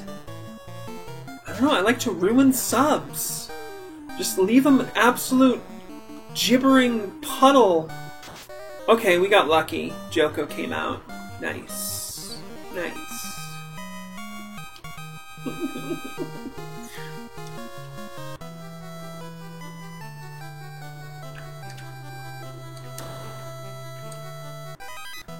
$8,000 gold. 2 water elementals.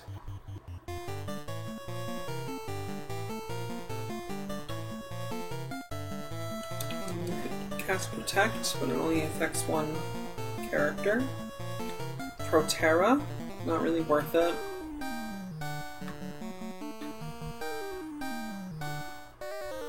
Not really worth it, I don't think, personally. Whatever, let's just fight. Do a little bit of damage.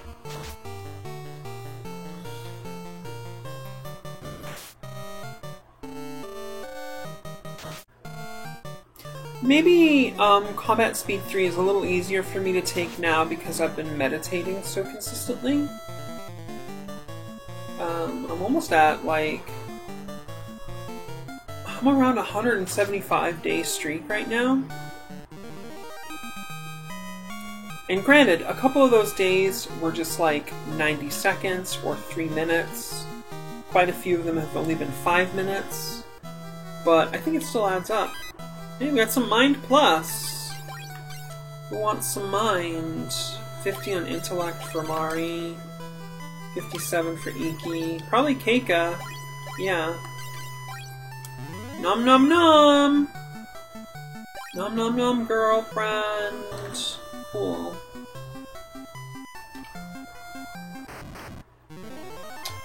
Two scorpions and 2 snakes have taken us by surprise. Joko is poisoned. She does not have a magical ring or a ribbon. You know, I kind of want to give her the ribbon because she can't wear the magical ring. But honestly, I want Mari to have that death protection.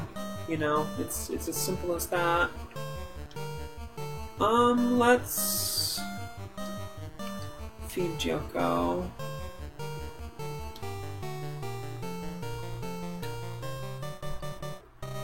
Let's do Quake.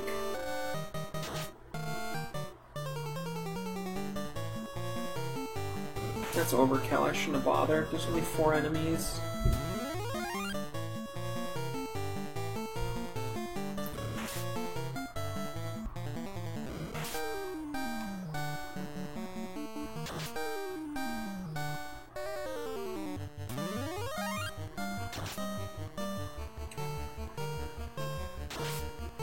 Very little damage.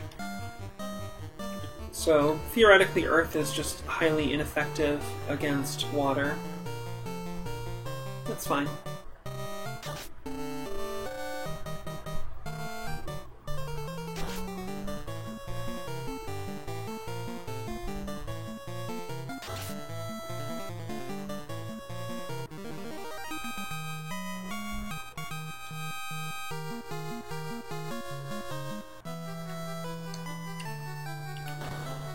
Three chests. 5,000 gold, 300 gold, and a fight. A Naga and an Elemental. That Naga hits us with Thundara. Somewhat to be expected.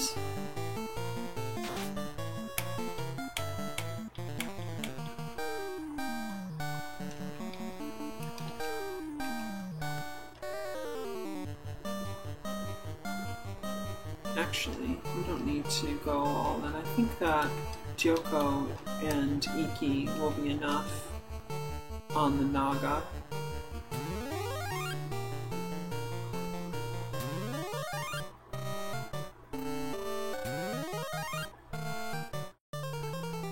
We'll try it out, we'll see. We definitely want that Naga dead by the end of this turn, though. Yeah, crit for 770 damage. Sick. Absolutely sick. Nice stuff. And the bonus, you know, of getting a 250 damage in on this elemental on first round is it's more likely we'll be able to finish it off before it gets a chance to attack in the second round. Which did not work out for us, but still minimal. Just kind of min-maxing where I can without going too hard on that.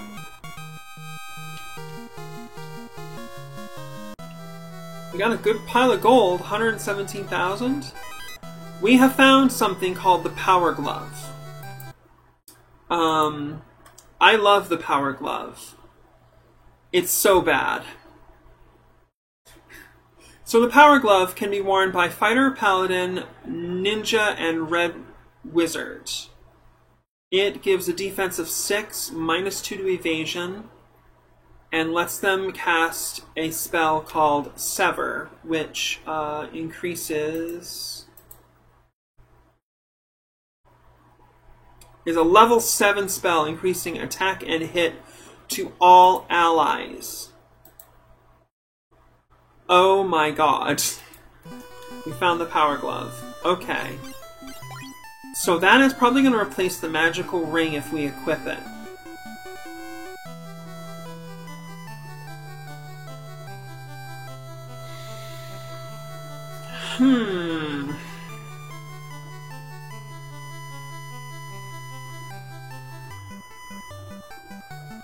I mean, I want to give it to Iki. So we might trade it out for the Ruby Band.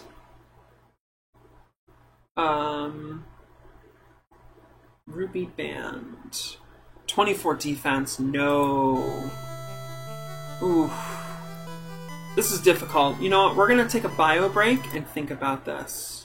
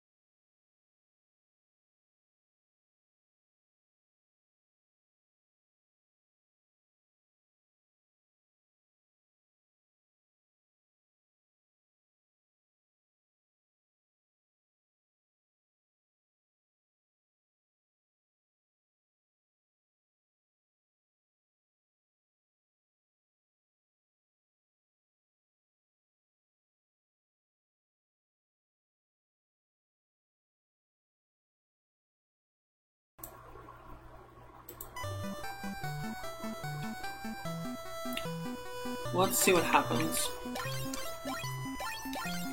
Yeah, it takes the place of the magical ring.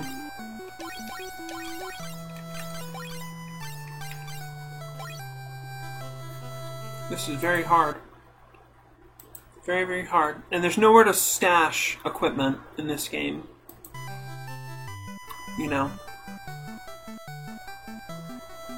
If you have no room in your armor inventory, you literally can't pick it up. which is partially why it's so good to have, I would say, a monk.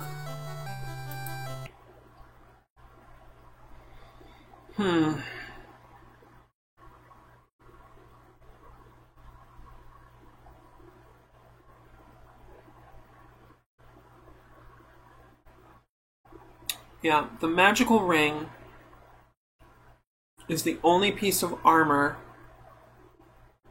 that a fighter paladin can equip that resists status.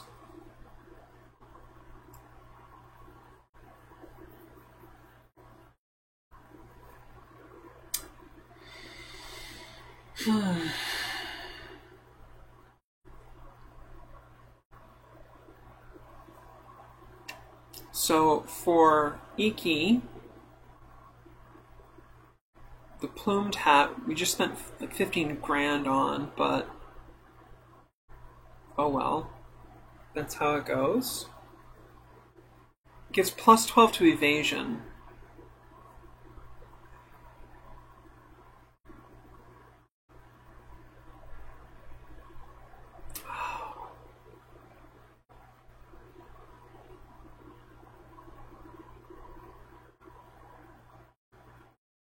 So rough.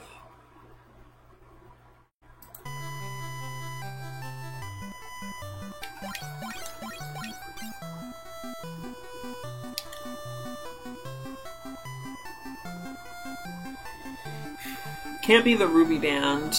I mean, we could trade out for Fey Mantle. That's 8 defense and 8 dodge. Although I'm more inclined to keep the defense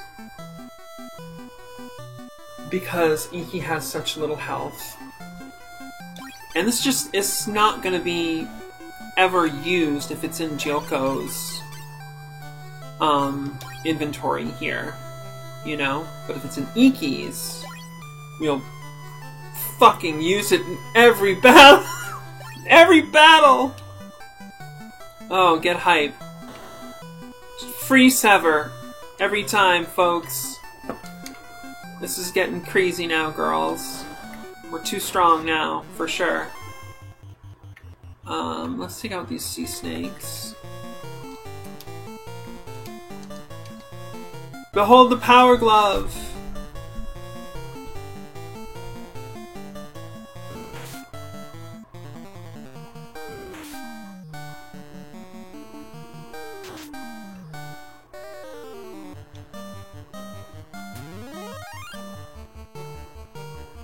Thing is, you know, Keika and Gyoko can one-shot most everything anyway. I'm gonna do this for a while, though. I don't know.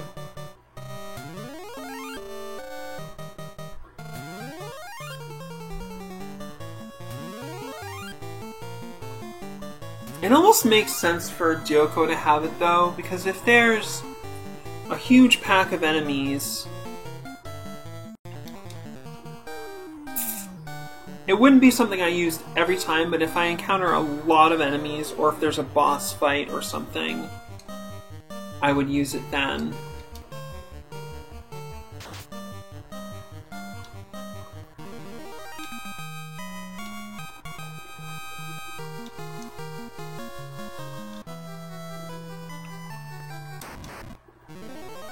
Like, for instance, right here.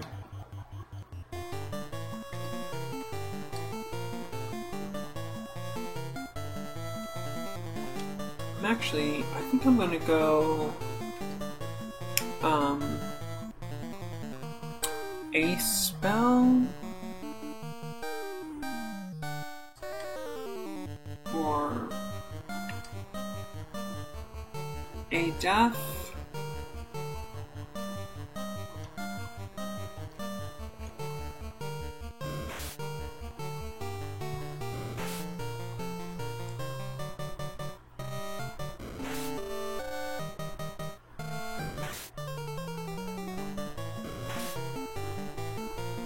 Actually, it seems like the only person who can get poisoned is Gyoko anyway. I don't know. I don't recall anybody else getting it for a while.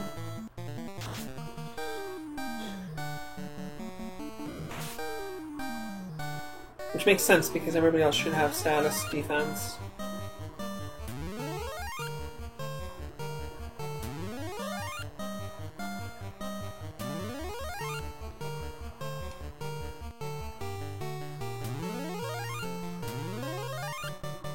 Yeah, resist Deathstone and poison.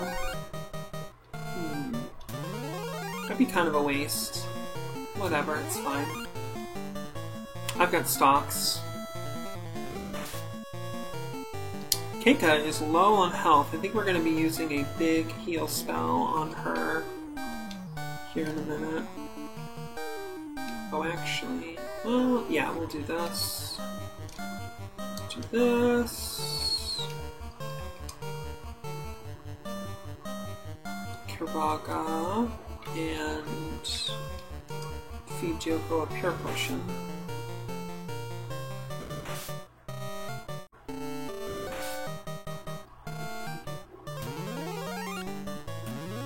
$139-point Kiraga is really not good.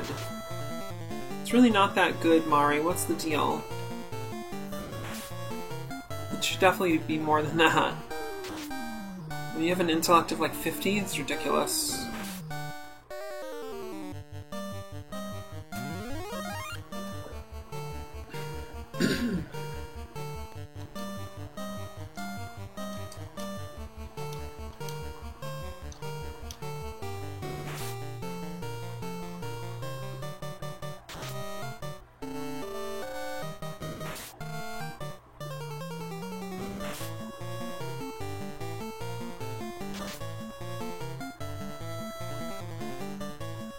I don't know, that Sever spell does not seem to be doing the dramatic effect that I'm really looking for, though.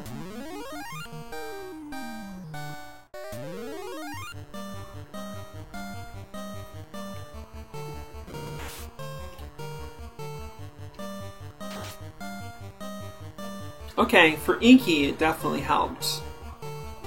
Wow.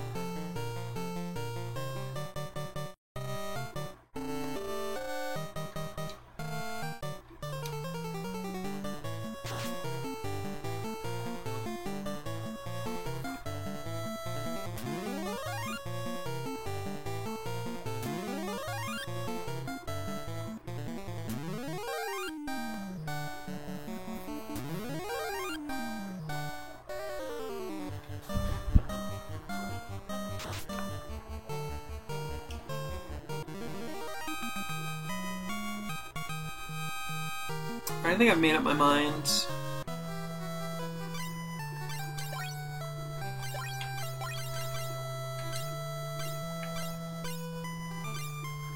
The fuck? Yeah. Yeah, we'll just do that. Luck Plus!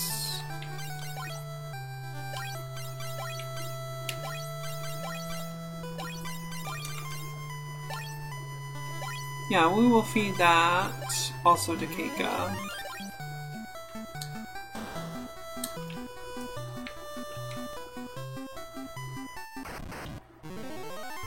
A sea troll and 2 sea snakes.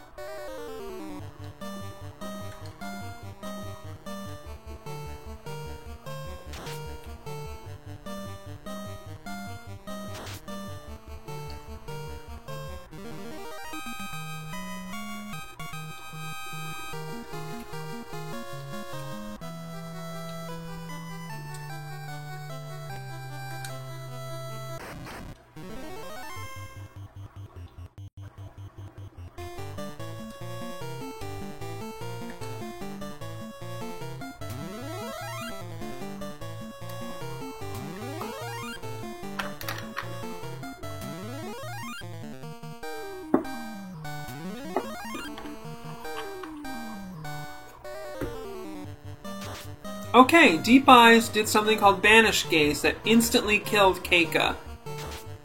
Alright, I knew there was a thing I didn't like about that monster. Holy shit. It claimed to banish Keika to another dimension. The effect was to instantly kill her. Which, that's fucked up.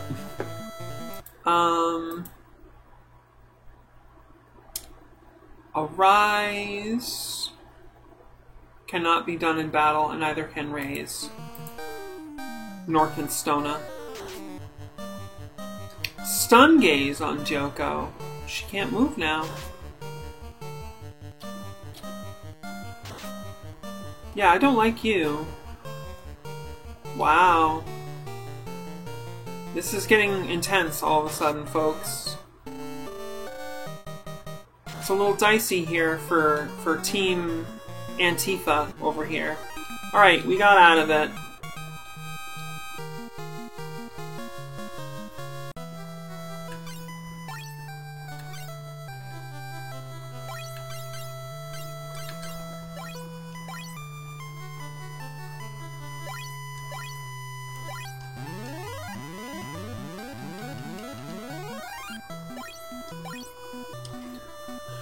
Wow. Right, there's stairs down there. 2 ghosts.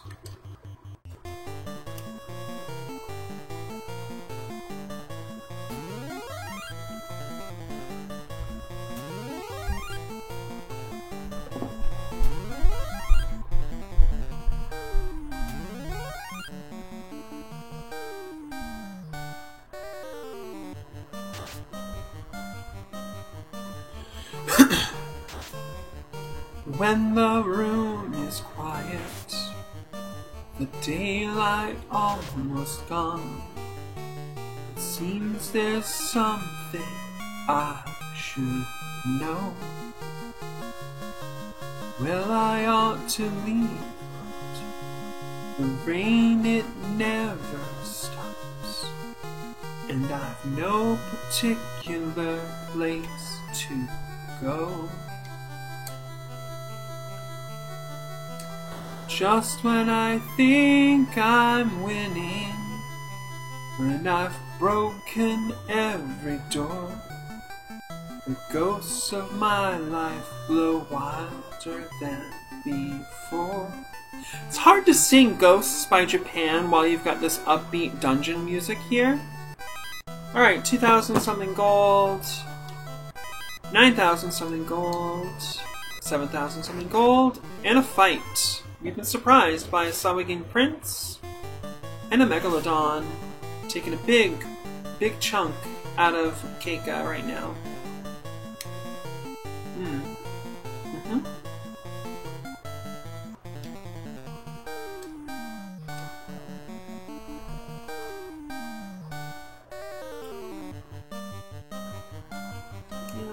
Yeah, okay, fine.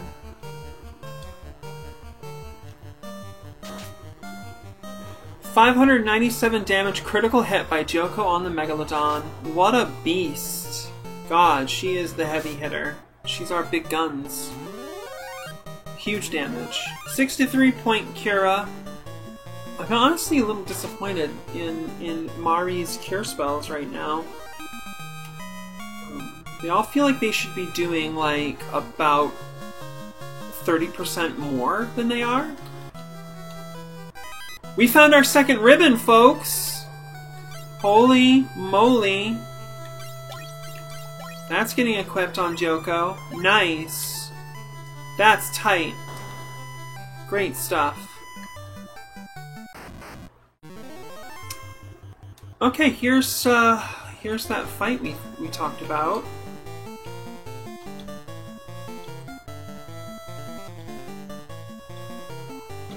I don't really feel like using a spell stock to take out all these stupid barons. Especially when Mari can kill them without any effort. Oh, these things are way easier than I thought they would be. I thought they had at least like 100 more HP than they do. We don't even really need to use Sever. Oh, it's fine. now that the prince is gone, these barons can, like, not even hit us. It's funny. Basically, this fight constitutes a chance to get free heals out of the healing staff. More or less. Ah, some of them are running away, too. That's cute. Yeah, you better run. Resisting the urge to sing a Pink Floyd song that has some scary connotations. That song, Run Like Hell, really only works in the context of the album and the film. You know, it's not something you just put on as a single. Like, oh yeah, let's just jam out to Run Like Hell. And it's maybe some people do, because, like, I mean, if you like disconnect from the words and, like, what the actual, like, lyrics are saying, like, it is a pretty hard rockin' track. But these lyrics can't just take that out of context.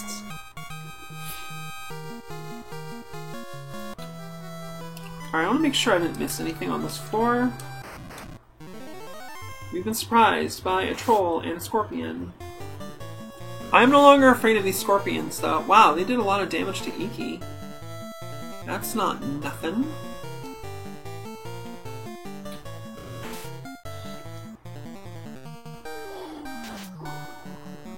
.420, blaze it! There it is, it was on screen, fam. If you know, you know.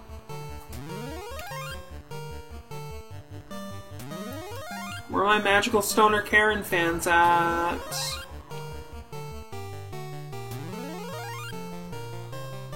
Speaking of which, the magical stoner Karen hiatus, like, is ouch. That's, oh, brutal.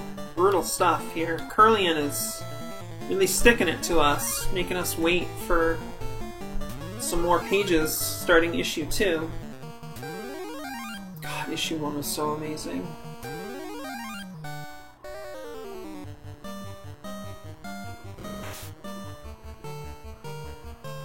You know, if she were, like, in Japan, she would just get a publishing deal, you know?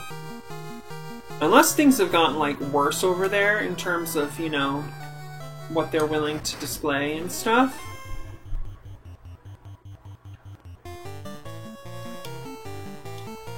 Here in America, I don't know. Maybe somebody will. Not sure. It's really something, though.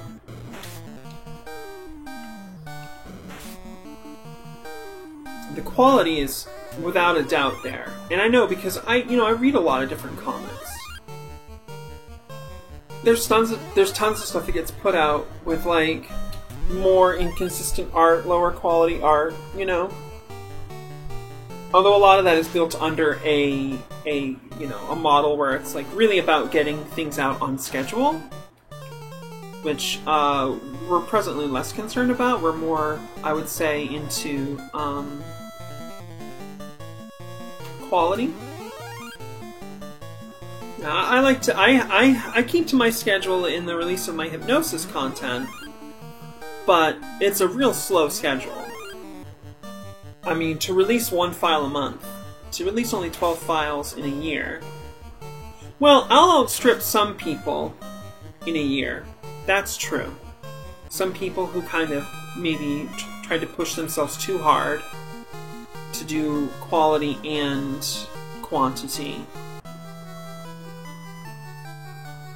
Yeah, I think we just need to go on these stairs now. Really wish there was a save point in these places.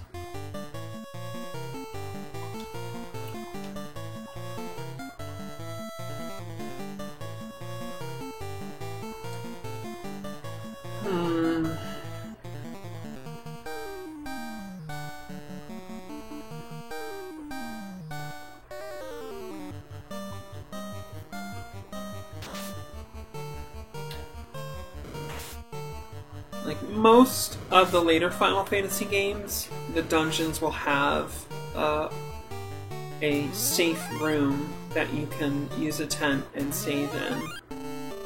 We've been in here for an hour.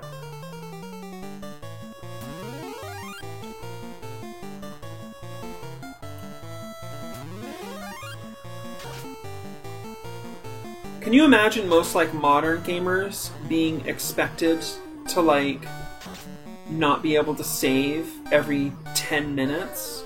God. Even that, a lot of them would complain, frankly. You know? Oh, I had to put the game down and I lost 7 minutes of my game. I mean, on the one hand,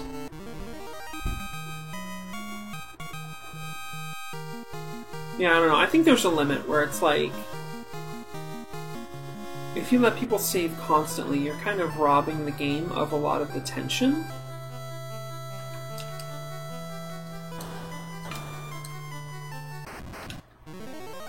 We've been surprised by 4 scorpions, but I don't believe they can poison any of us now.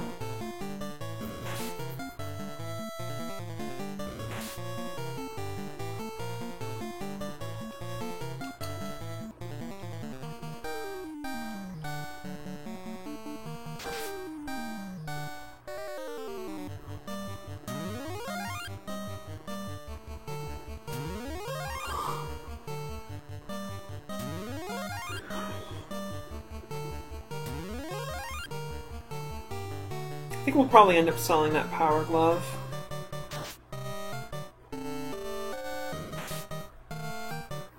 Yeah, I don't know. We need room in the inventory if we pick up stuff in the... Oh shit! Gyoko got poisoned even though she's equipped with a ribbon. What the fuck? I mean, I guess it added to her resistance, but she's not immune? Damn. Okay. That kind of sucks.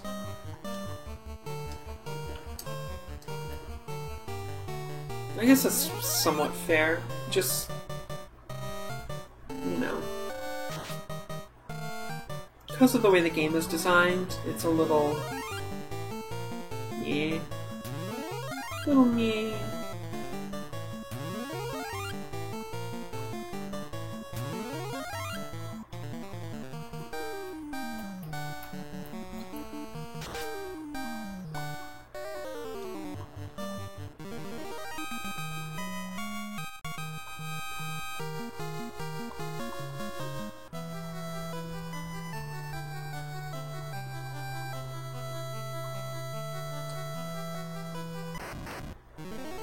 Three ghosts.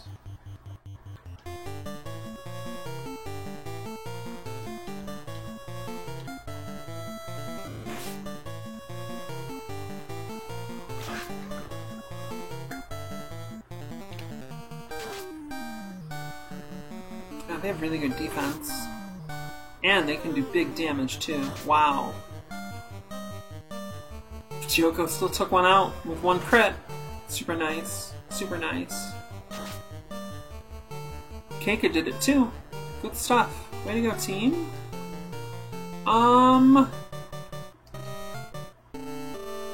think I might just be feeding Keika some heal potions.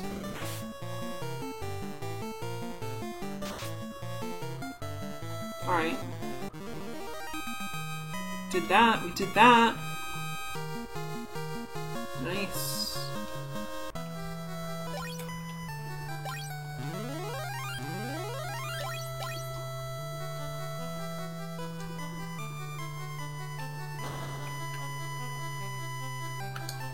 Okay. 6 sea scorpions. Yikes.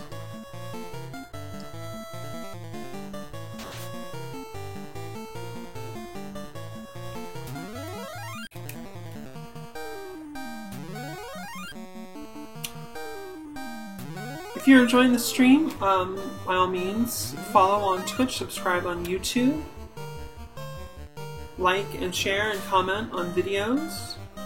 You can follow me on Twitter at Miss Ink Noir and at Ink Noir SFW. Patreon.com/Miss Ink Noir, and I have a Discord server as well if you would like to come check that out. Yeah, I'm open to any comments or questions. Pretty open here. Any topics of discussion. I was talking quite at length earlier about things about like how we can improve our culture in kink spaces, particularly in the kind of things that self-described subs expect from DOMs, and how the entire concept of just like somebody being just a sub or just a dom, or being especially inherently so, could be, you know, toxic and lead to various forms of abuse on both sides or many sides of dynamics. We talked about that a lot. Right now I'm kind of head empty, no thoughts a little bit. Just kind of playing the game and having downtime today.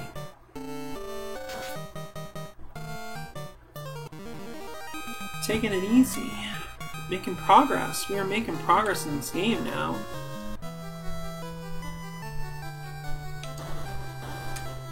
Okay. All these scorpions and snakes. I don't want to deal with this right now anymore. Just go.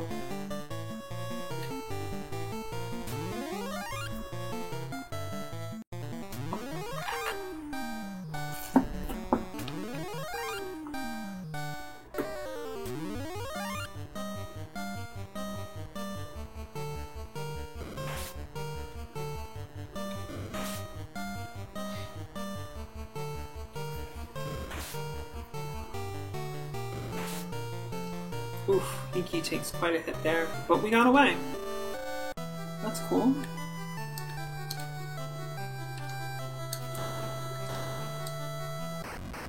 What is it with this place? God, these fights.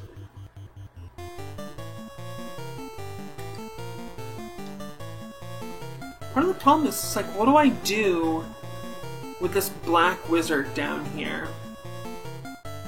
Try casting darkness. Problem is, a lot of the lower level spells have a much lower rate of success, so it's just, you know, you're spending a stock and not getting a lot out of it.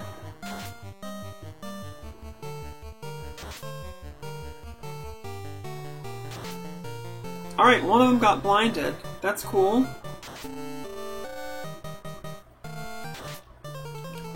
Two of them! Hey, that's not too bad.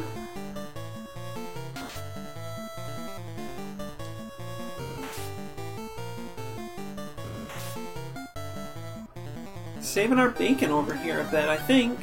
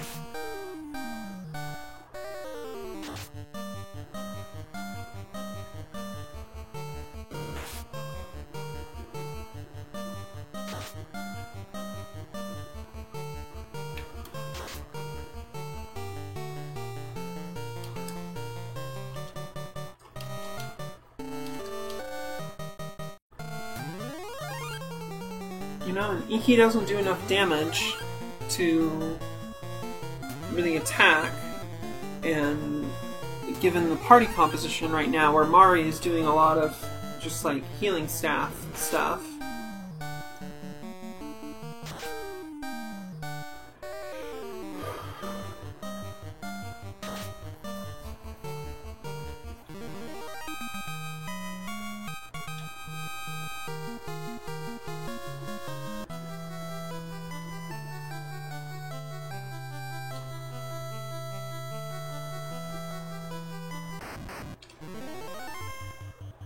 Surprised by a ski scorpion, a sea snake, and a sea troll.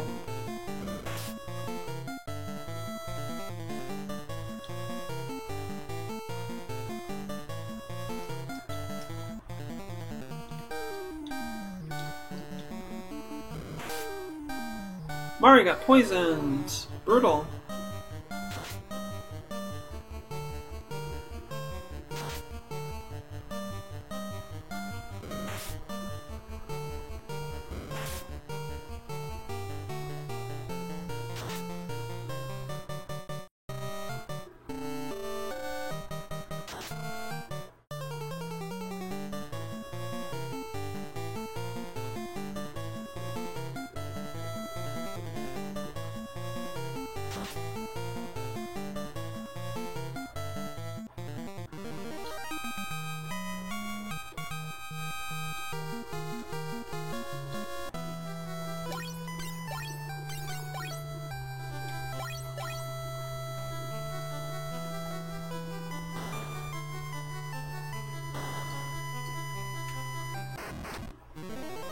Three water elementals.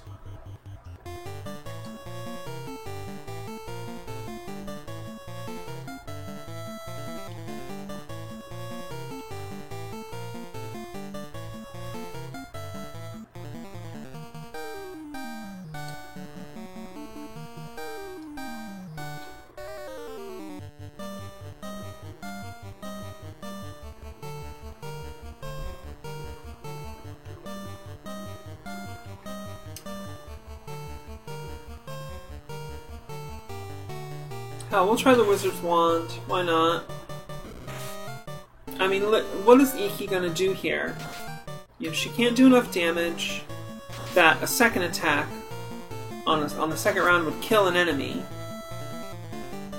and Keika and Gyoko are gonna take these things out on their own, I'm pretty sure. No, Keika actually couldn't quite land it. What's the difference, you know? She's gonna kill it next turn. At least if I use the Wizard Wand, then like one of them might get stunned and then not do anything. You know?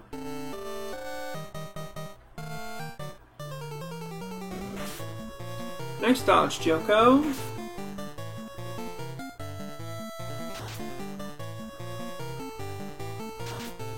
Hey, it worked! We actually stunned one of them.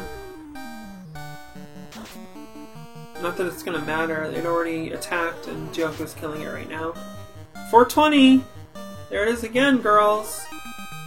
Oh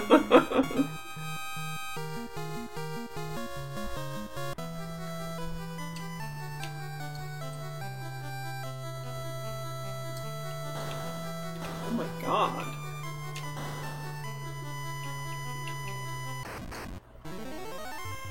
Four Megalodons. Okay. Let's do Protera and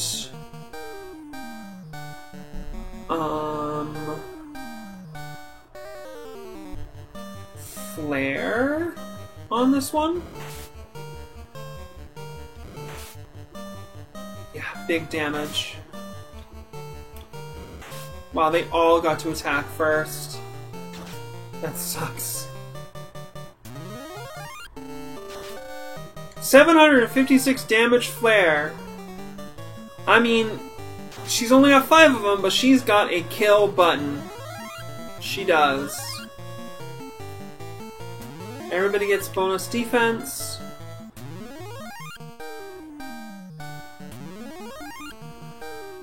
Good stuff.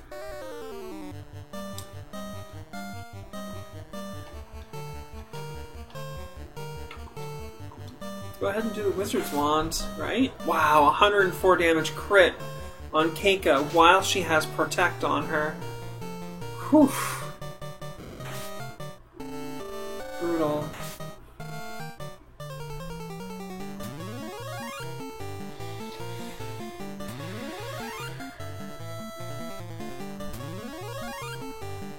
Definitely dangerous.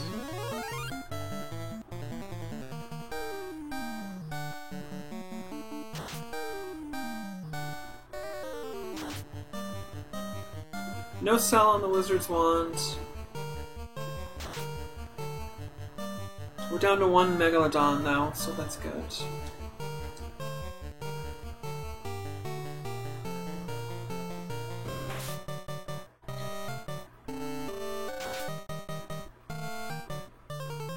And that's it.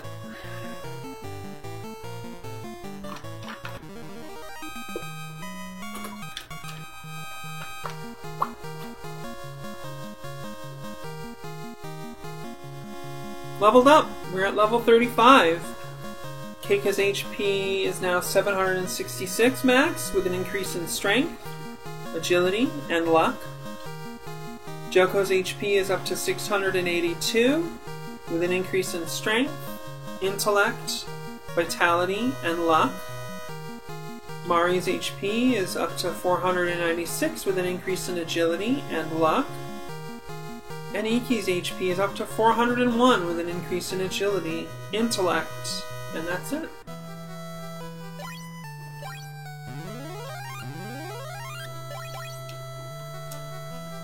Alright, there's nothing over there.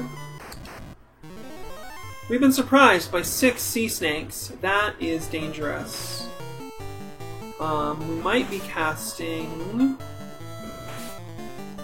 a big fucking heal on Keika here in a second. Yeah, I think we are.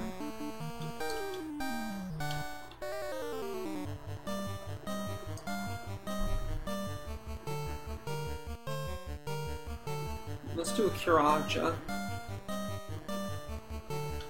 and try the Wizard's Wand. Could get lucky.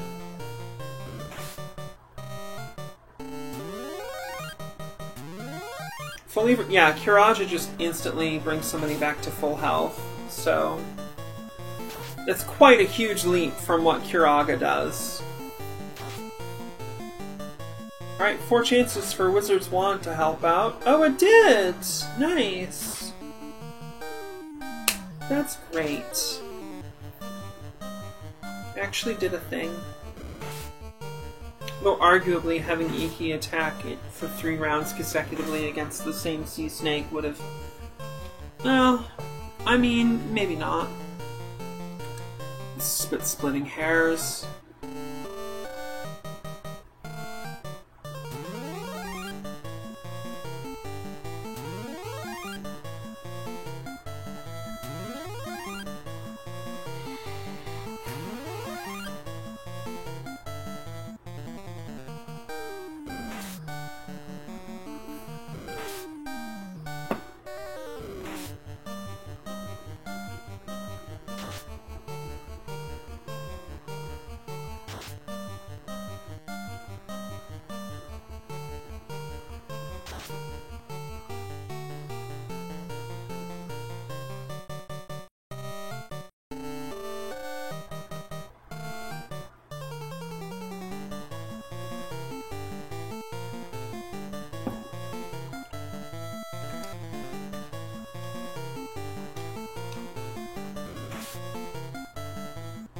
'23, Taelaris.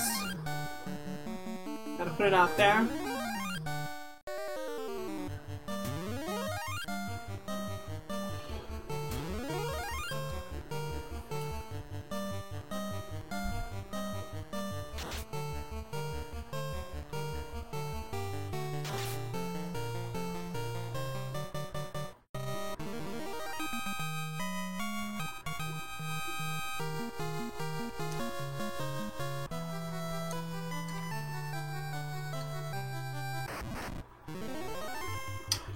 Troll, 2 scorpions, and a snake.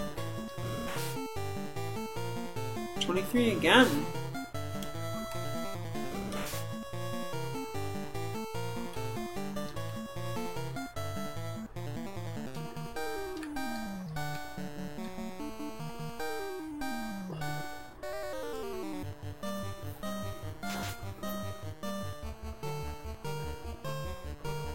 Kind of wish that, like, you know, our fighters who get so many hits could, like, attack more than one enemy in the same turn. That's a thing that happens in real life, and in movies, and in fiction. You know, you've got Gyoko out there hitting for 6 times. Wouldn't it be great if she just hit something until it was dead, and then used some of those leftover hits on something that was alive? That could be cool.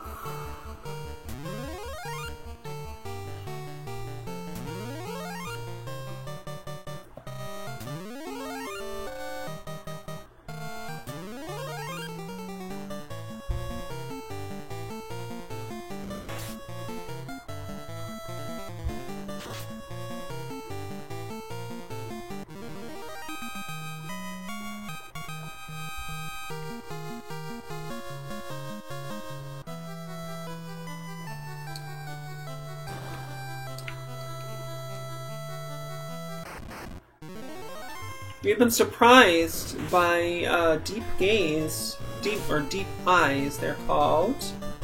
And we now know to absolutely fucking get rid of them with maximum prejudice, because they can instantly kill a character. Don't like that. That sucks.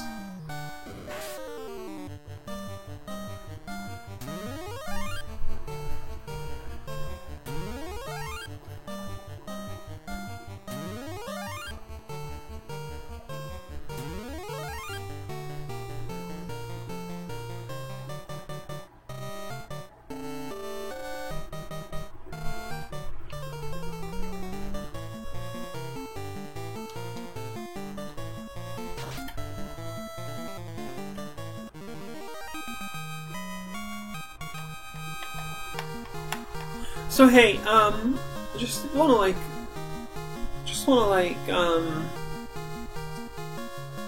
kind of pull from the brain trust here. Like, if a girl calls you, like, if a girl is like, you're chatting, there's a girl that you're chatting with and stuff a lot, and she calls you baby, like, what are the odds that, like, there's like a love situation going on there? Alright, so yeah, here we've got the boss here, the water boss. I will go ahead and feed and heal to Iki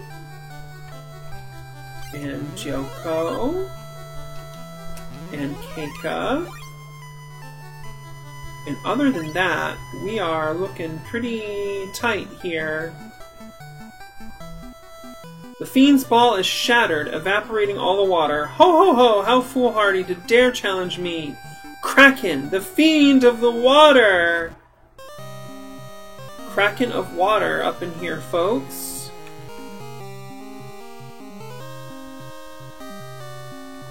Wow.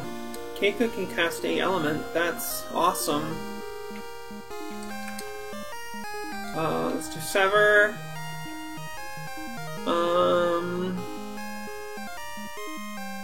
How about Barrier? Only for one character? That sucks.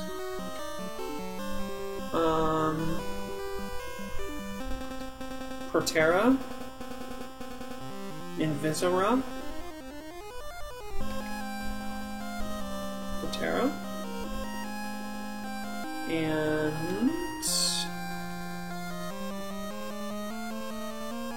what does Bio do? I'm sure I've looked it up before, I apologize. Bio. Damage and miscellaneous may cause poison, dark, and sleep. What do you think of the odds of that happening here? Probably not great. I'm gonna do it anyway, for the laughs. Alright. We're fighting a boss, folks. We got some unique boss music here.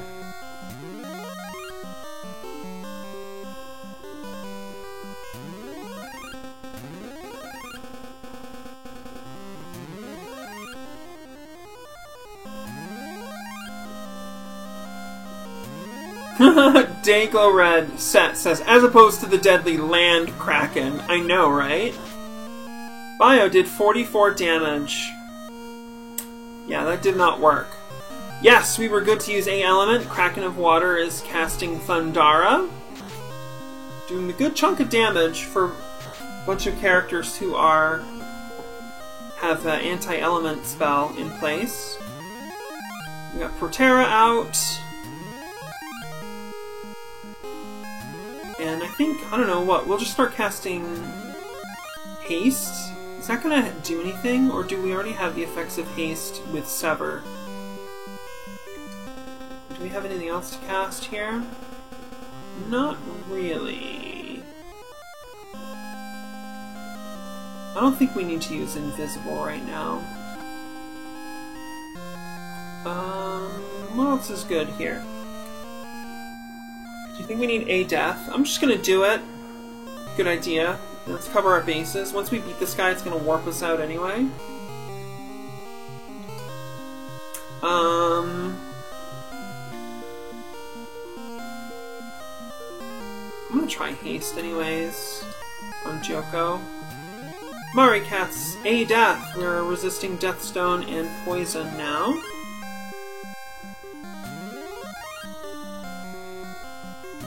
I feel very well equipped to fight this boss. I'm not worried at all. Joko does 113 damage. Not a crazy amount. Kraken of Water cast Protect on itself. Fascinating. Only 69 damage. Woo! I think I am going to use Defender. What about Ruin? And let's also haste Keika.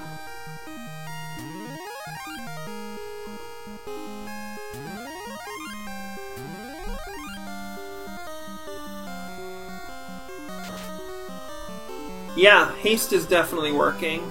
Getting more hits. That's hot. This is a good fight. I'm feeling good about this fight. Ruin did not work on the Kraken of Water. Okay. What else is good? Cast Holy! Yeah, we've got it. Let's fucking use it, right? Similarly, let's use Flare. Let's get in there. Let's absolutely unleash on this mother. 572 damage, holy. Nice, Mari. Flare coming in. 614 damage. Oh, that monster's still standing. Nice. Really glad we cast all that defensive magic. 550 damage, critical hit from Joko, and we win! Yeah, easy peasy lemon squeezy. We have revived the Crystal of Water. We did it, folks.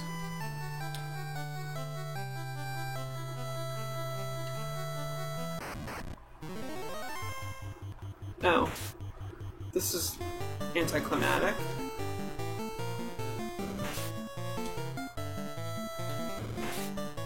And annoying.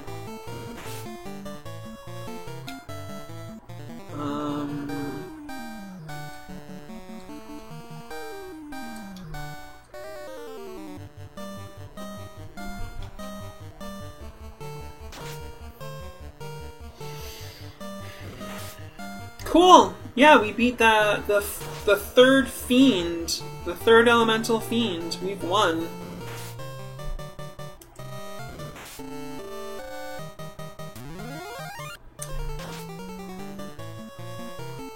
Thundaga managed to kill one of these sea snakes. And a second one. Nice. Get the hat trick? Yes! we got the Scorpion as well. Super nice.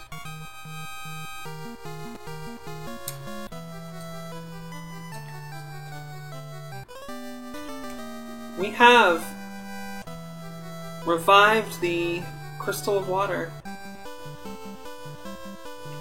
We did it.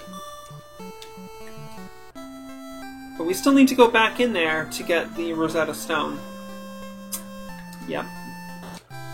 No two ways about it.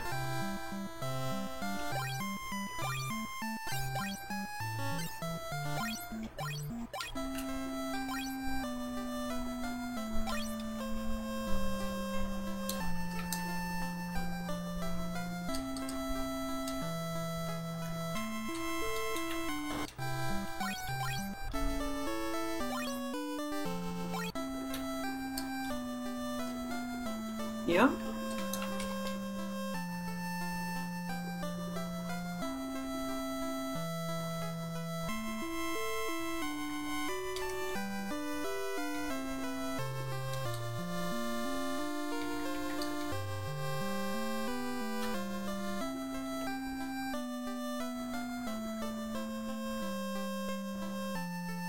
I wonder where that girl went who was standing by the submarine in the first place.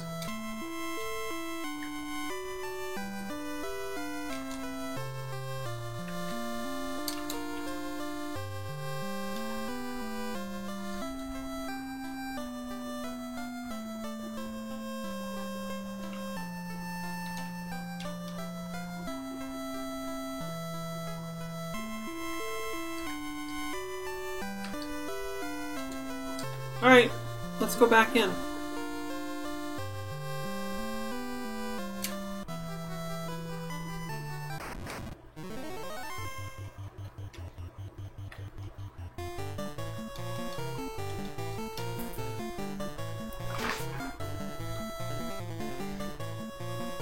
Pretty sweet, fam!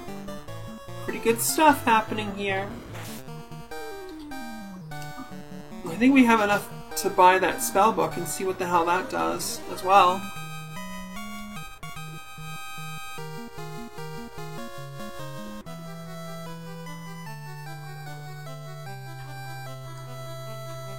Right, where do these stairs up lead?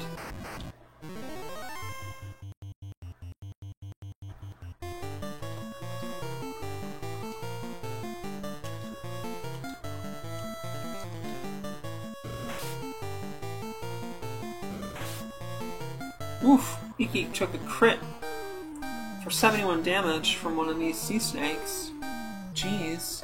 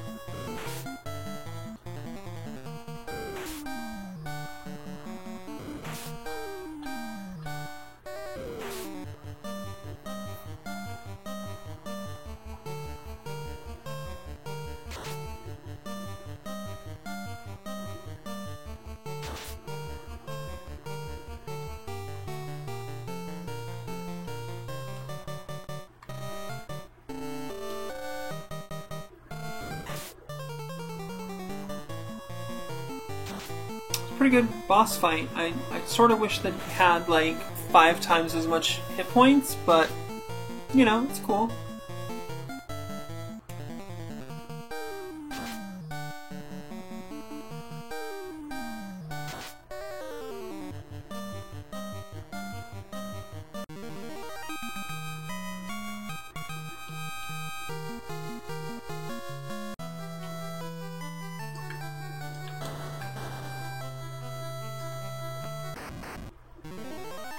We got a whole pack of Sawagin going on here right now.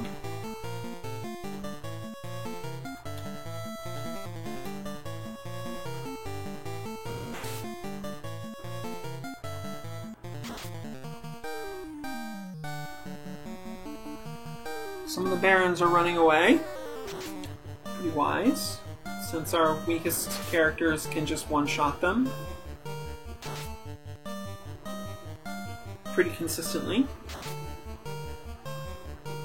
Gyoko did not manage to kill that prince, though. Well, shocking. Well, shocking there, Gyoko. Having an off day, babe? Jeez.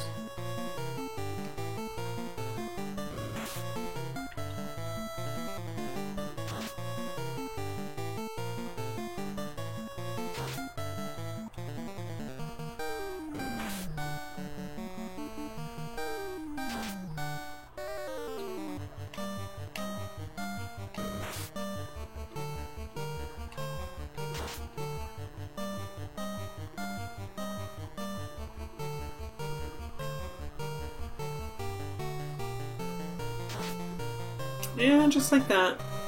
No problems.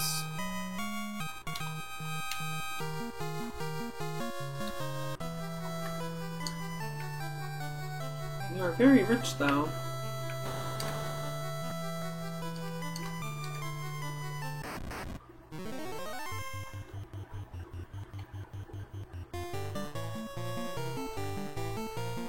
Kinda wish we had an item that just reduced the chance of random encounters. I believe if you have a rogue or a ninja in your party and you put them as the like leader or whatever, you get that effect. If they're like, I think that's if they're the active character on screen, but you know. Maybe someday we'll do another run. I don't know. God, how many hours have we put into this game already? 30? 25? Something? I'm not sure. Hard to say exactly.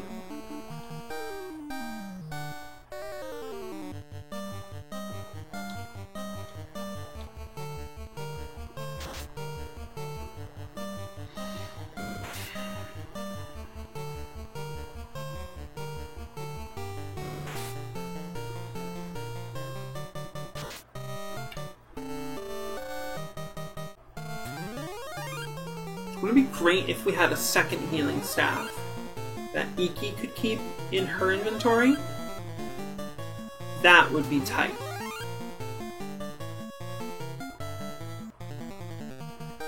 Part of why I considered putting the healing staff in Iki's inventory is, you know, Mari can cast healing magic. You know, Iki can't. Keika can, but like, I mean, that's mostly an emergency situation kind of thing. Most of the time, she's way better off doing damage, because generally she's going to completely eliminate an enemy from the screen, and her curative magic is not very much. It's generally only useful out of a fight, in which case it's like, I mean, you'd have to be in pretty fucking dire straits. Like, why do you not already have, you know, dozens of healing potions?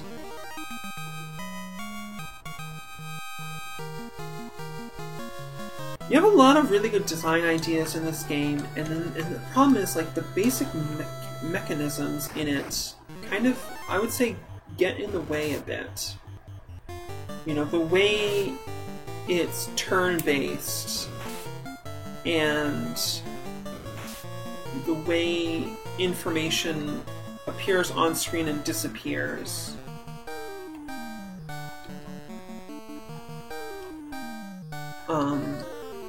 Makes it so that you want, you know, characters to be able to one-shot enemies, so you don't have to spend too many rounds and do too many actions.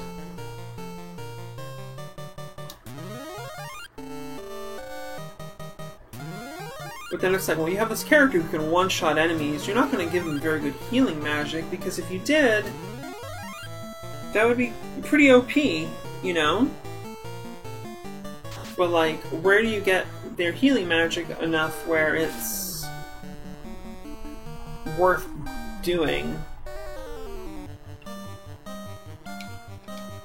Like, why should it even be there? I mean, definitely having a element in her repertoire was a very great and helpful thing in that boss fight. Can't argue about that at all. But that is one of literally 12 spells that she has.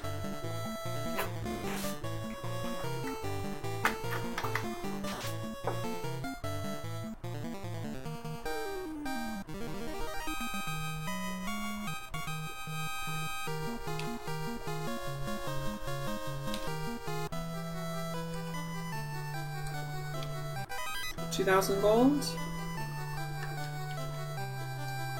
Oh, there's no way out over there. 2 water elementals. No big deal.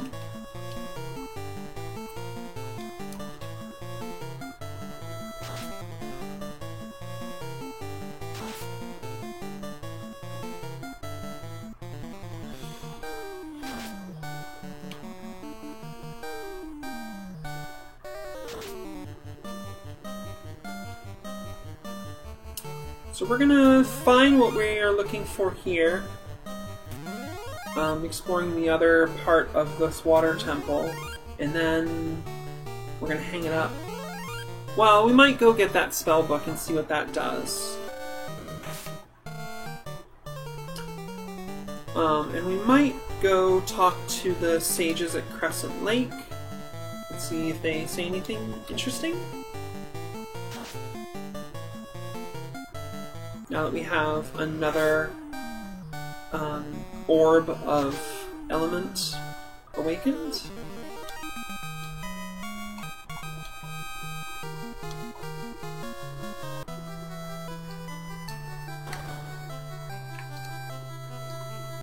God, this place is a fucking maze.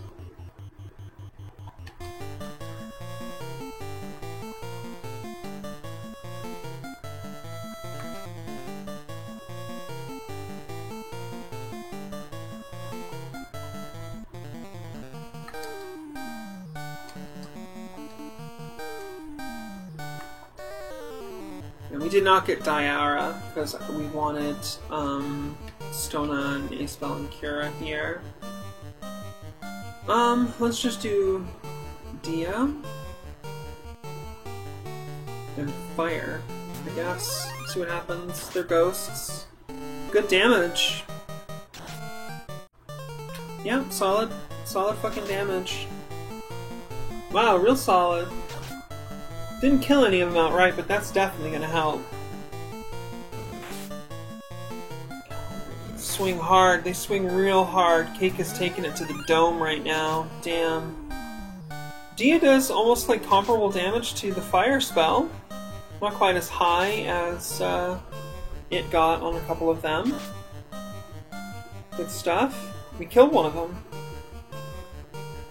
So, yeah, let's see what Keika does with Diara. A little bit more than Dia from Mari. That's pretty fair. Good stuff. Yeah, that was fun. I like that. That's another good option with Keika, is she can do this on the undead. Hit them with fucking Diara. Really good. God, this place is huge. Sea Troll and 2 Scorpions.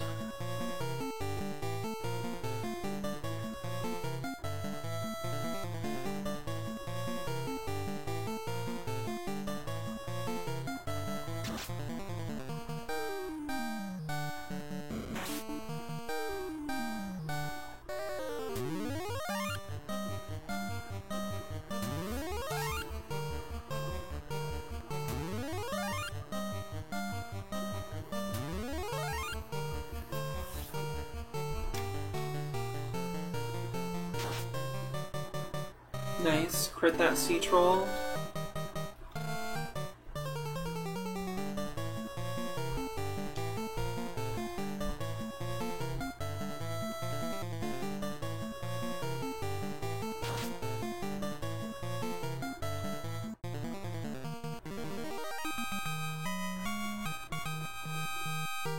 Definitely hoping to find some new armor for Keika.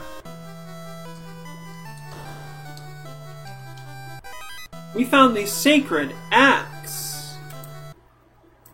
Sacred Axe, folks.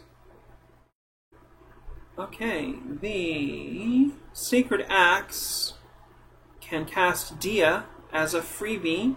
Does bonus damage to the undead. Is only equipable by fighter and paladin. 34 damage. 15 attack rate, 3 crit. Compared to the defender, it does 4 more damage, has way less hit rate, not as much crit. Huh. Well, who do we want to have a free Dia in their inventory? Iki, do you think? Oh, oops.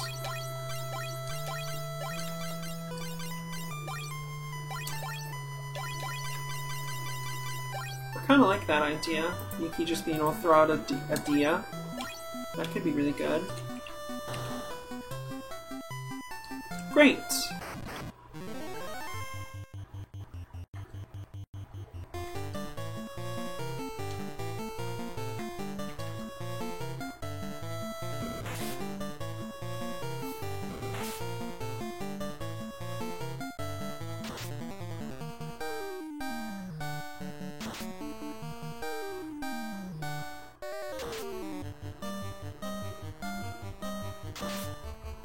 Did not manage to stun any of these enemies this time.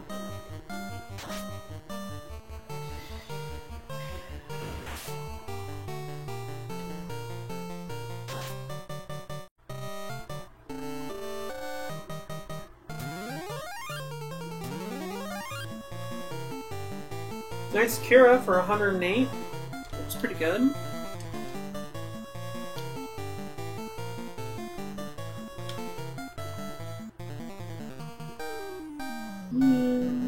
Let's actually just fight with them then.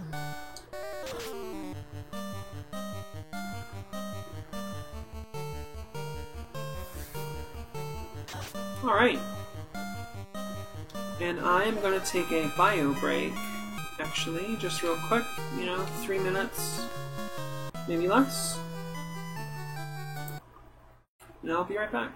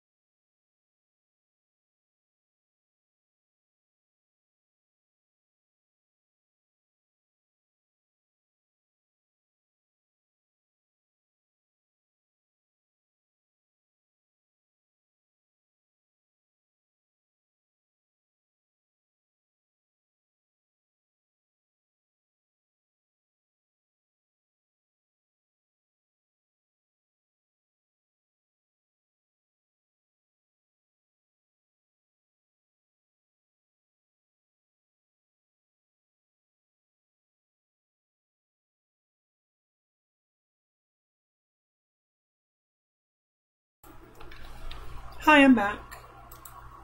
Yeah, we are doing the thing where we are back. I think we are going up here. Ugh, what a fucking maze. Jesus. Really wish I had an item that would just damage everybody. Alright, it's just 2 sets, it's no big deal.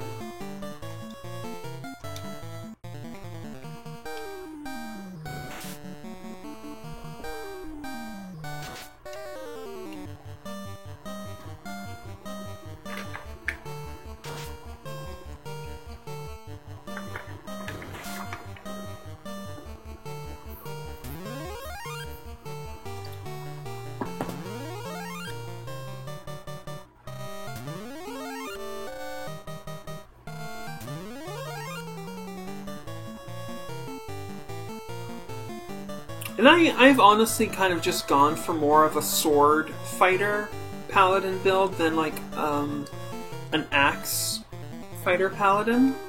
Anyways. It's just how I feel about Keika. She almost could have gone the axe route, the more kind of like barbarian, more like ragey, you know? The crit really... That's the thing that did it for me. If the crit was like really good on Sacred Axe, but it's bad. The crit on it is bad. I don't know why the crit on Sacred Axe is lower than Defender. Neither of them have very much in the way of crit. It's really weird. That's fine.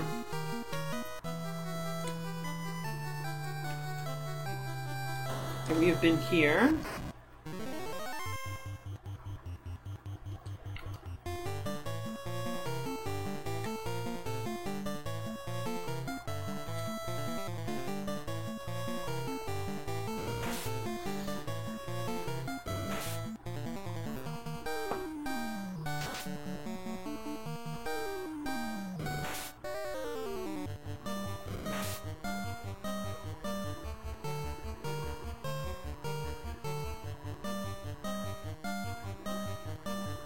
Oh snap! Stray Fox on YouTube has a new Splash Wave video. Looks like the making of Castlevania Symphony of the Night. That's hype as hell. Stray Fox fucking rules. Like, absolutely one of the best, very best in production quality in YouTube videos, especially like for video game stuff. And they're not just like a chud or anything like a lot of game YouTubers are. They make amazing, insightful, thorough, entertaining videos exploring the history of like classic 80s and 90s era games. Highly, highly recommend. I'm extremely looking forward to watching that later. That's gonna be awesome. I wish I had like an additional 10 hours of waking time every day, because then I would watch every ContraPoints live stream. But I just don't have time. I'm sorry, Natalie. I still love you. Please forgive me.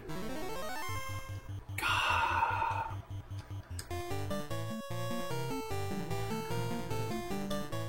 I'm gonna use a Thundaga here. These things are annoying me.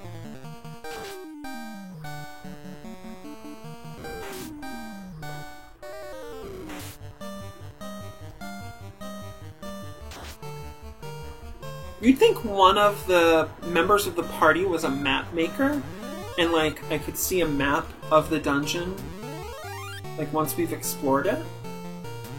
You know, everything that we've seen would be on this map, and I could just look at it and go, oh yeah, I've been here, I've been there. It would even say like which rooms I've been in. Sorry, I'm getting like pie in the sky over here. Right, Thundaga, come on, make this problem go away for me. Calgon, take me away.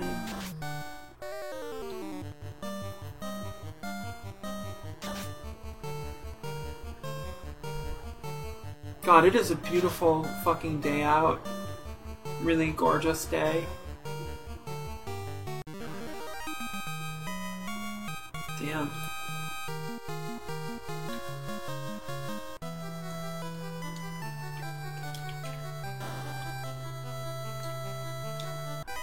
Diamond fucking armor. Wow. I was just asking for new armor, wasn't I? So, diamond armor compared to ice armor. 40 defense versus 32. Evasion goes down. Resists lightning. Ah, oh, damn, we should have come up here earlier. That's fine.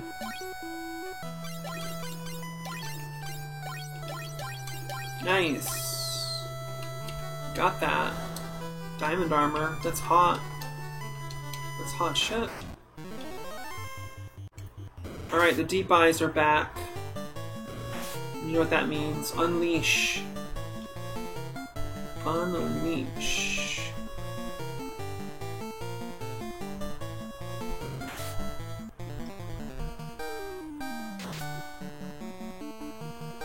Wow, Joko couldn't one-shot it. That's crazy.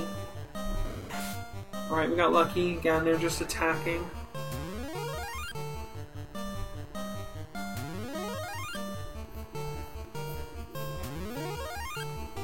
Definitely the third ribbon would go to Keika, because, you know, she's going to get 50% of all hits.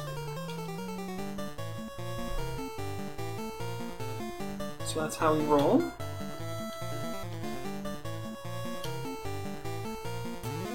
I wish I had another staff that was like a Kuraga staff or something, you know? Because, like, I have this healing staff, but something like 80% of the time, Joko, Mari, and Iki are at full health, and Keika is significantly below full health. So that little bit of health the healing staff does is just kind of drip-feeding Keika, where she's taking more damage than that's really accounting for.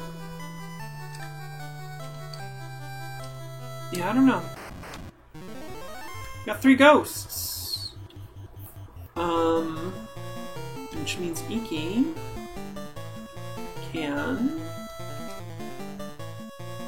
Sacred Axe.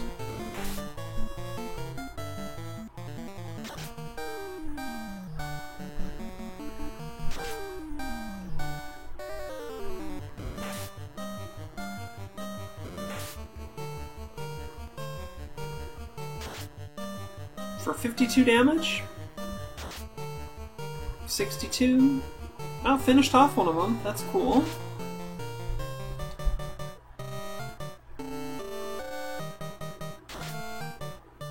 Managed to kill 2 in one turn. That's good.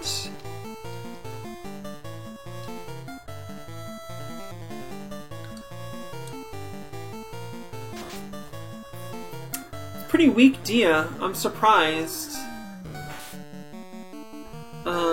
Oh, you know what? It's probably drawing from the character's wisdom, not their intellect. I don't know. Shit, I need to look into this.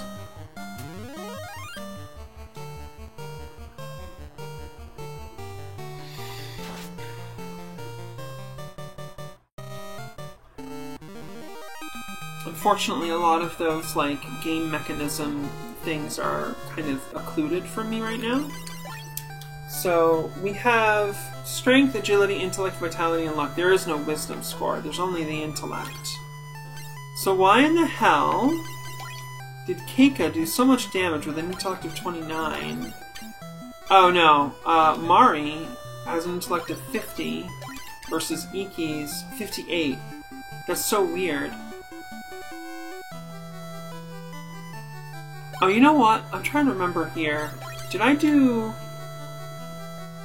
I don't remember exactly. A little disappointed in that Sacred Axe, though. Alright, we got that one already. Surprised by 2 scorpions and a snake. I thought there was a Rosetta Stone in here.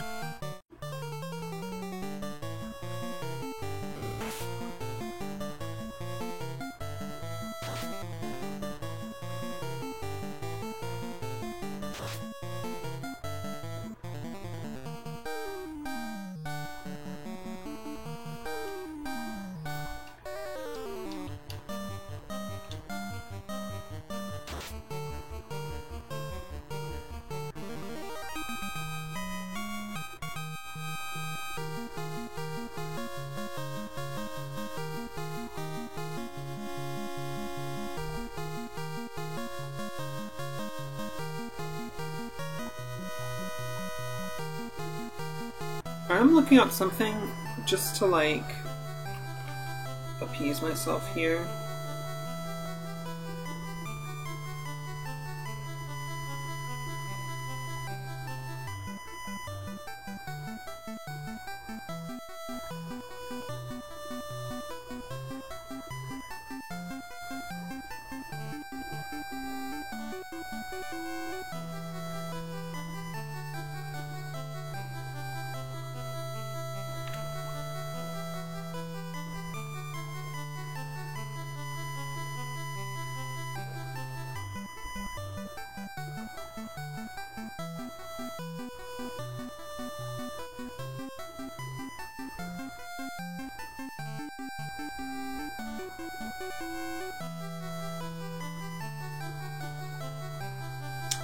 Ooh.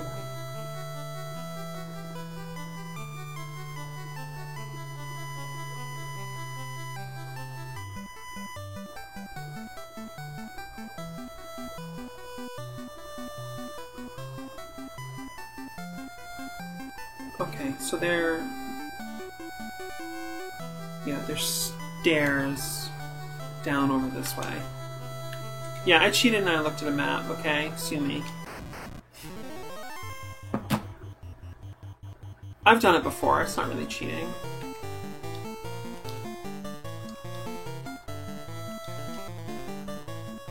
It would be nice to have an item that would give you a free A-Death spell, though. That would be cool. Not something you would use too often, but you just whip it out, you wouldn't have to use a spell stock. And then if you didn't end up needing it, you didn't feel like you'd wasted a spell stock.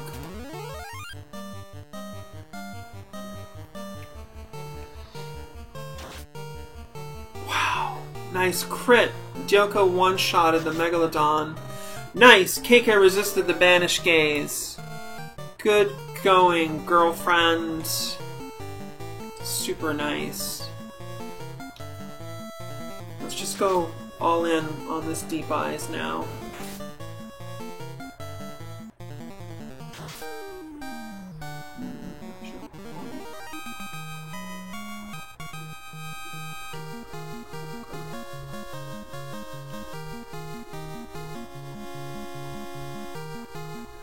A lot of golds. A lot of more gold. We have almost 250,000 gold now. So...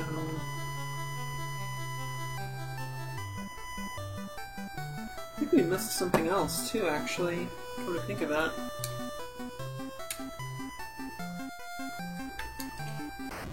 I'm just gonna pretend that my characters are keeping a map. You know? And that's what we're doing. I'm not going to look too far ahead, but I am going to look at stuff and after I've been in a floor for a while and be like, oh, right. You know, I think that's pretty fair. I don't know if she can really do much right now. We could try Ruin. That could help.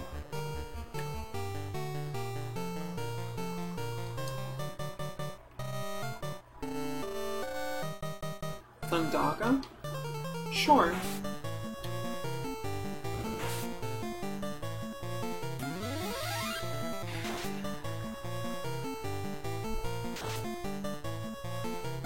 Not enough to one-shot any of these water elementals.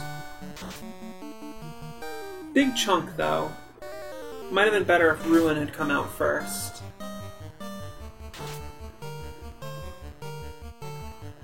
Definitely making sure that Keika and Gyoko can mop these up, though. Although Gyoko is pretty much a lock every time. Alright, Ruin! Weakened one of them. And the other one. They are both weakened. Probably unnecessary.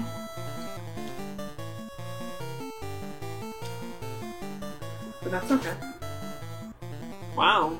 Yeah.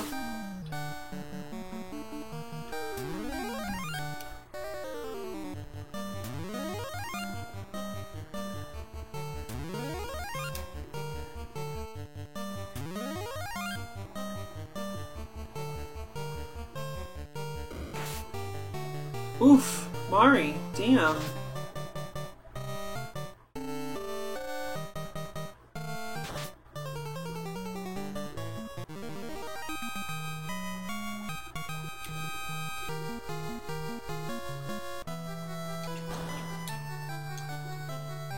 Yeah, Mage's Wand. Let's look this thing up. Mage's Wand. 12 damage compared to the Orichalcum's less. Way less hit rate. Same crit rate. No specials. But it's a free Fira.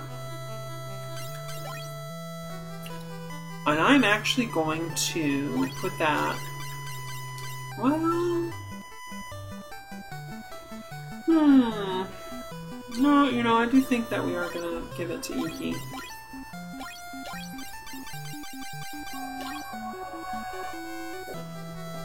Yep. Cool. Hey, we got the things that we've been asking for. But I don't know how much fire spell is going to work amongst these enemies down here. Yeah, we got that, we got that, we got that. Okay, cool. So we have covered this room. Surprised! Alright, we know what we need to do. Fall in on this guy over here.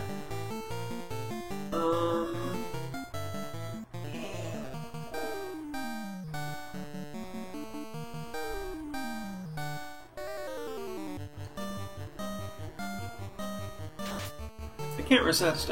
I have this new item. I need to try it out, even though it's probably not going to help. Oh my god, what? There's an article on PC Gamer that came out 2 days ago that says, please enjoy Discord while it's still good. Discord is an incredible way to exist with friends, but it won't last forever. Damn.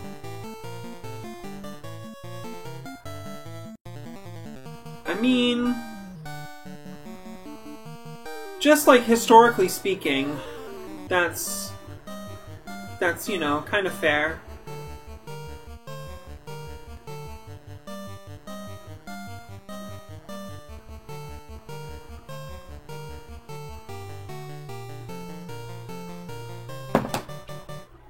I mean, look at what happened to Skype, you know? Jeez. I totally missed what this Mage's Wand did, too. Not gonna see it now. I went to look at my screen just to, like, check the map real quick.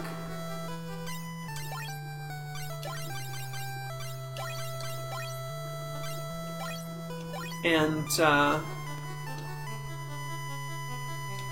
my screen happened to be on just like a blank Google screen, and you know, so they show you articles and stuff. Oh, are you the answer to my prayers? I don't know, are you mine? Damn.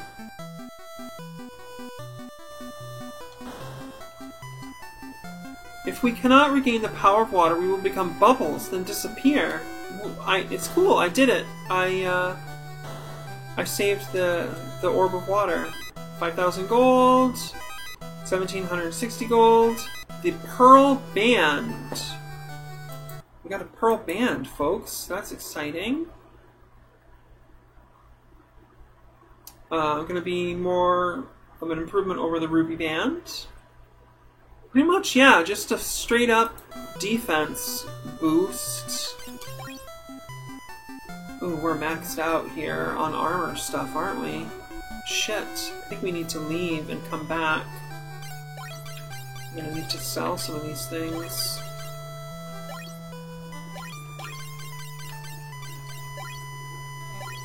So if we found more armor, then we wouldn't be able to get it. Alright, we know where we're going, so that's good. Let's do...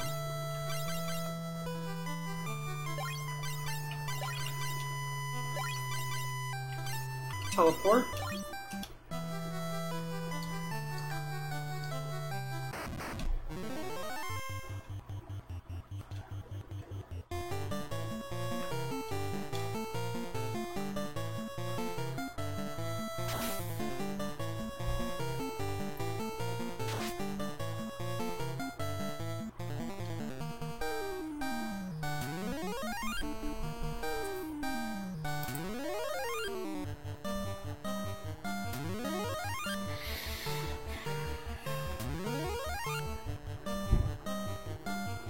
Definitely a design problem where it's like you only have enough slots of armor to get each type of armor equipped. 16 damage. Oof. Yeah, very weak. Very weak.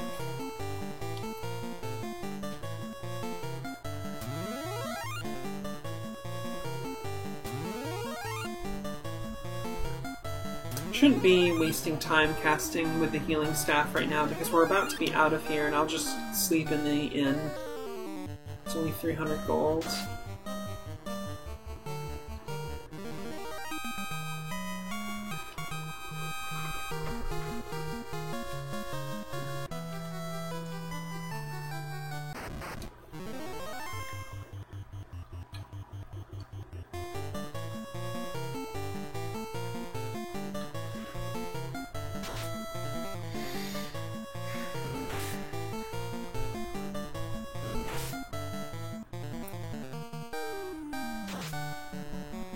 Now, if there was like a magician's wand that increased the power of your spells, just like passively, if it increased your stat by having it not just in your inventory but equipped, I would 100%. Yeah. You know. Well, maybe if it was actually a wizard staff that did that. If it made your healing spells stronger when you cast them, I would get on board with that. For sure.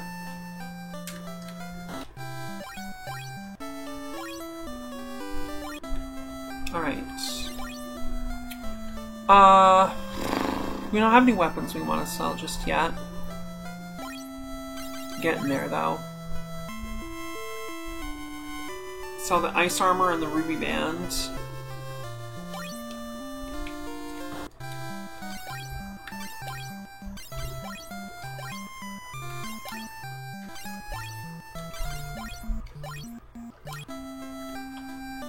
Cool.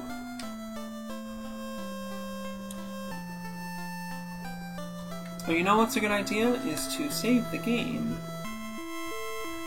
Definitely.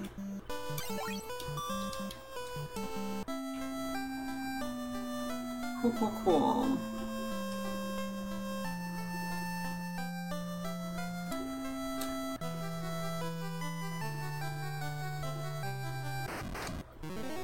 One Megalodon.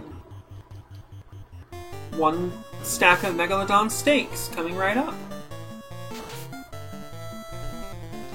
Yeah, Joko just completely sorted that. Nice.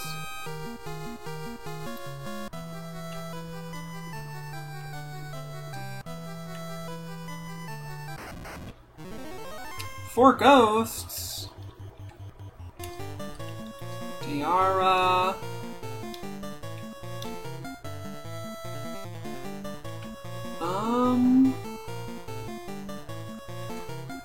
Damaja.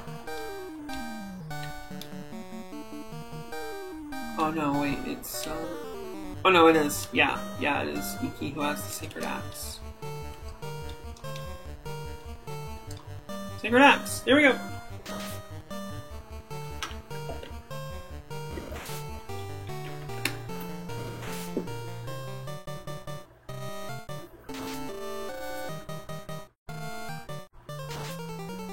Yeah, I don't know. These are not doing very much here. It's almost like they're just doing base damage. They don't seem to be modified by stats here, or something about Iki is not agreeing with the white magic being cast. Okay, Mari's Diaja is like super high powered. Yeah, okay. Keep that in mind. Thank you, Mari. And we've leveled up to 36. Keika's HP has reached 777 with an increase in strength, vitality. Gyoko's HP is up to 697 with an increase in strength, agility, vitality, and luck. Mari's HP is up to 504 with an increase in vitality.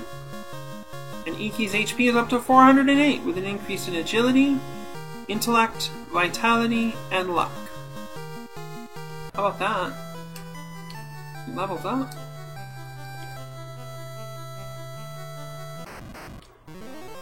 Taken by surprise by 4 water elementals. Brutal.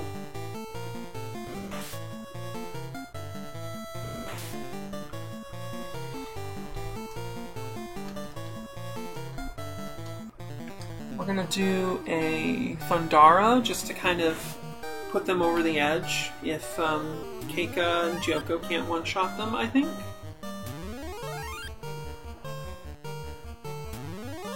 Should be good.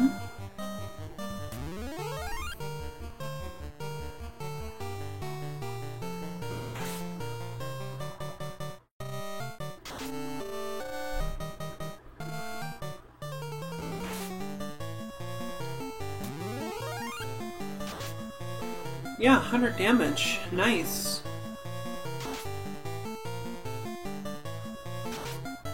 Finished off one of them. Good time. Keika can't quite mop up that last one. So we're gonna have Keika and Gyoko fight these two, and Mari and Iki fight this one. Nice, Gyoko finished another.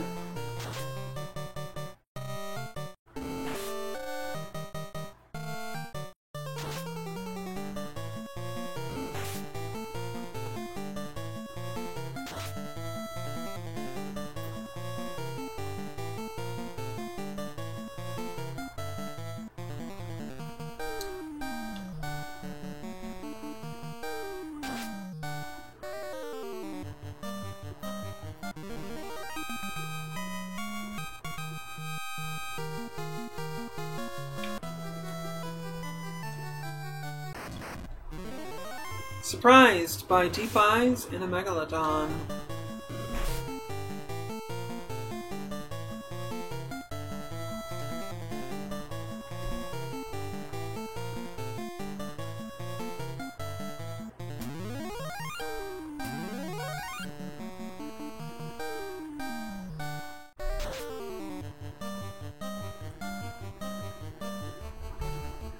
Yeah, 115 point Curaga is just not...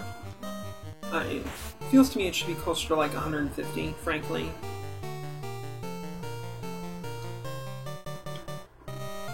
I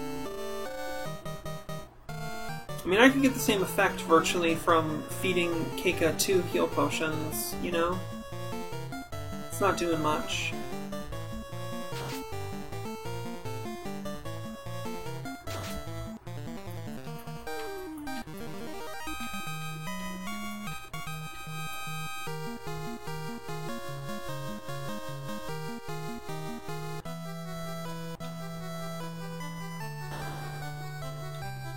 Alright, we got those.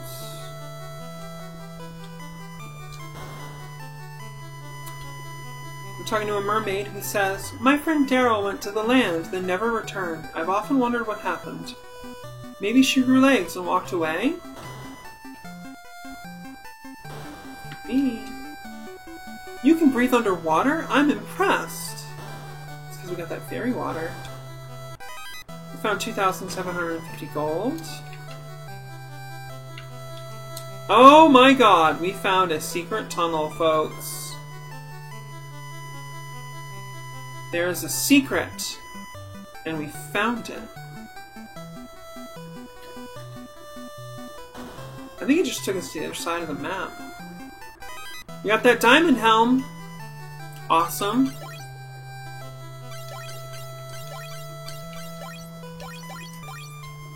And that is going to improve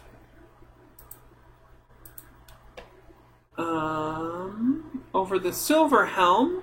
That's an increase of 4 in defense. And that's pretty much it.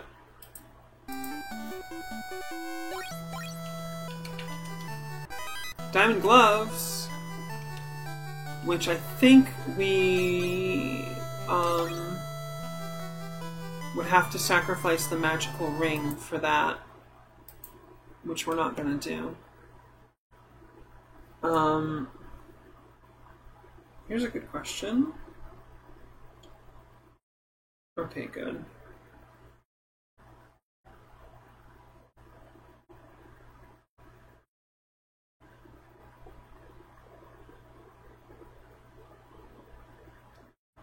Huh. We have helm, armor.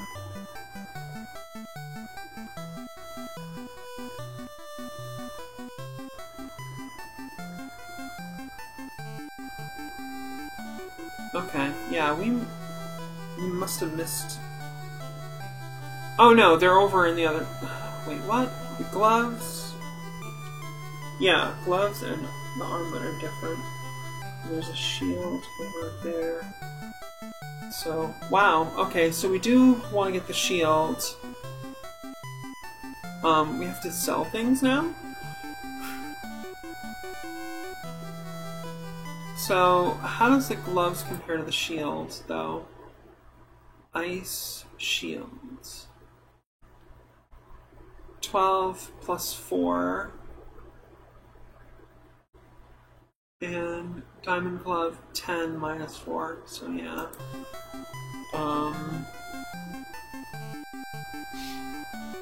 And if we did this, yeah, it replaces the magical ring, which we're not going to do. So we are going to be selling that.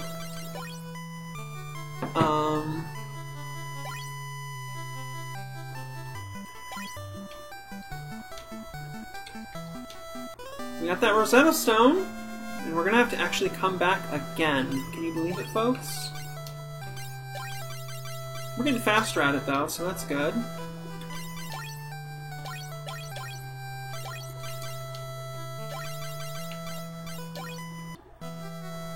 Can we do it a third time? Yes! We just teleported all the way back out. Cool.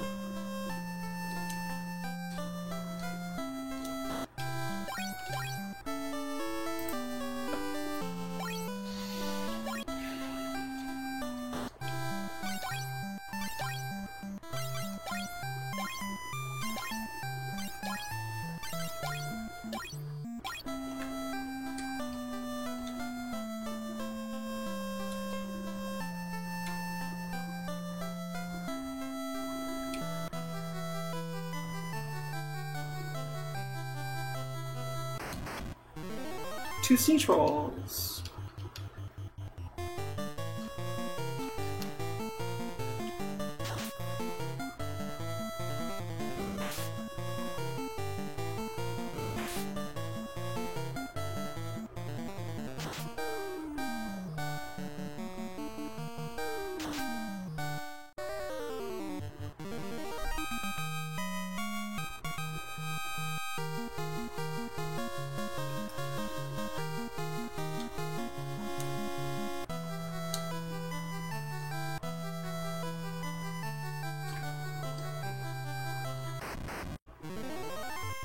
Sea troll and 3 scorpions.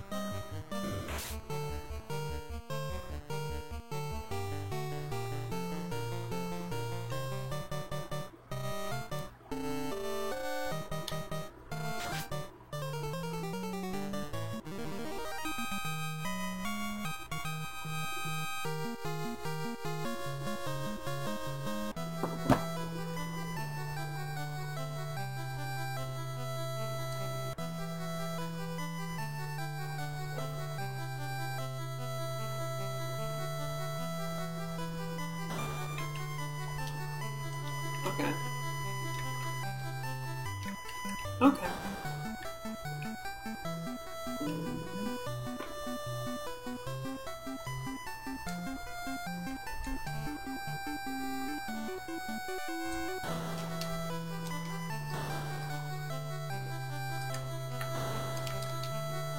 Now order has returned. The sea will be as it was before. Beautiful. Nice. Sounds good. I suppose you are the legendary. We got 4,150 gold. Are we going to become bubbles? 10,000 gold. 10 gold.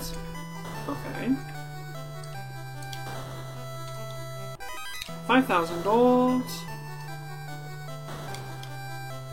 As long as the Fiend of Water lives, we... This is the shrine's top floor. The Fiend of Water Kraken lives on the bottom floor. To enter the Mirage Tower, the Luthanians used a musical tone. Stamina plus. Alright, who needs vitality? Probably Iki, right?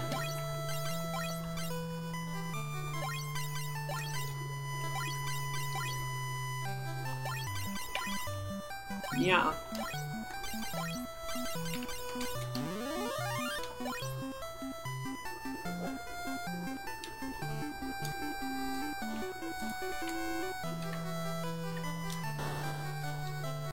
Diamond shields.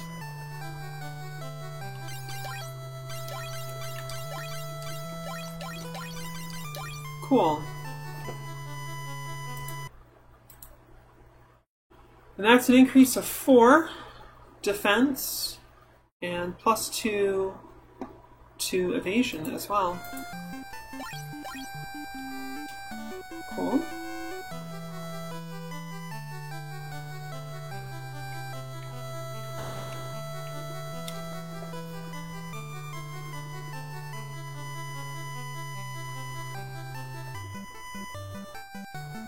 Oh, we did get that bracelet, though. Yeah.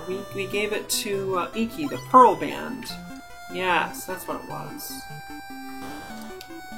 Alright, I think we're done here. Yeah, that secret passageway just looped around so that you could get access to the Rosetta Stone, the diamond helmet, and the diamond gloves. So we are all done here.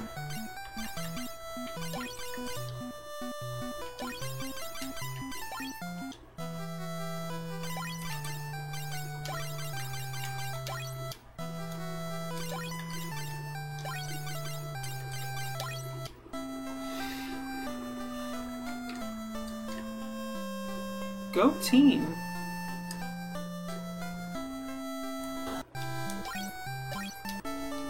Huge pile of gold! Seems a little OP.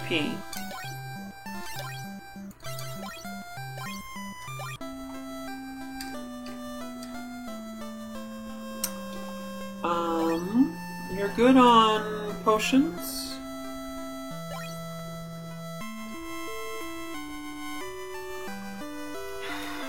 Let's just talk to everybody and see if anybody says anything new.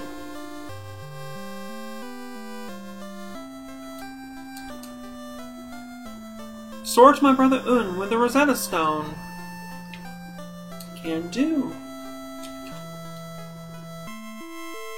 Yeah. Wonder if this is Daryl.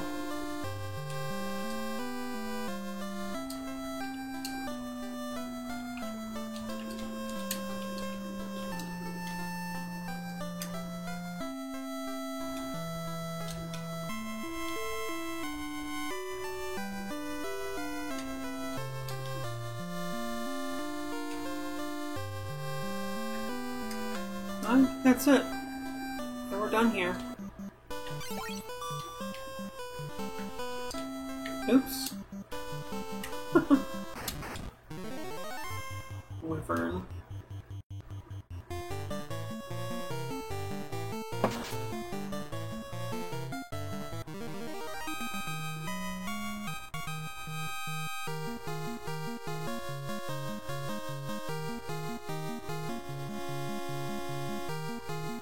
I'm just double checking something here because...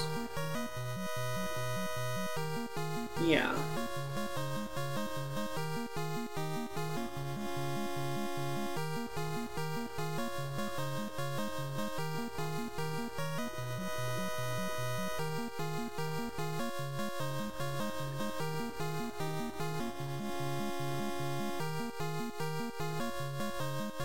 Okay, yeah. That was a robot in the treasure room in the waterfall cave.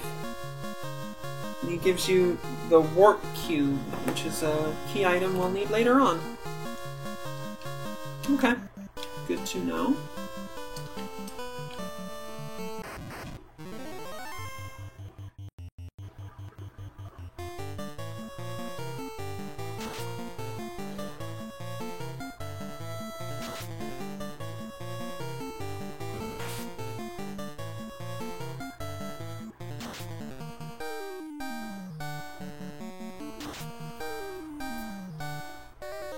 Wow, everybody attacked and it lived. That's intense.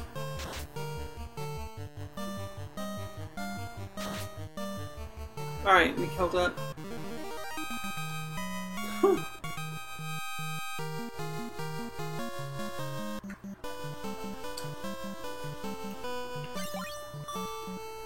Alright, let's go find out what this fucking spellbook is.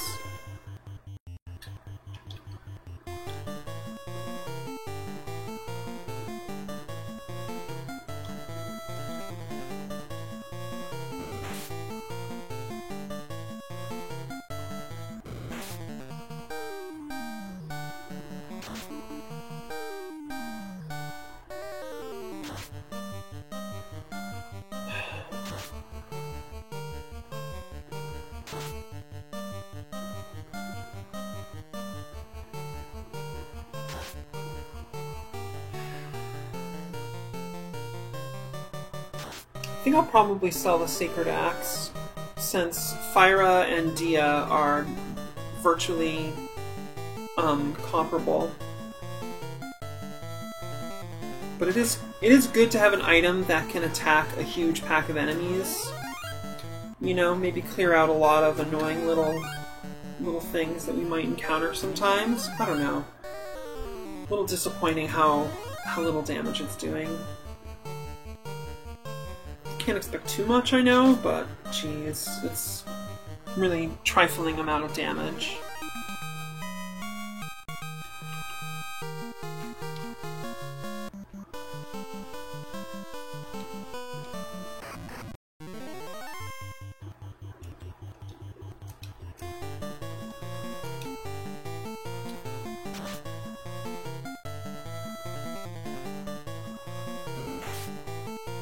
Why didn't I just do a regular attack with Iki against this tiger?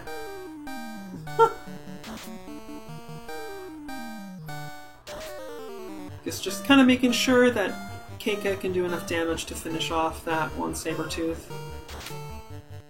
Yeah, I mean, it's gone, so that's good.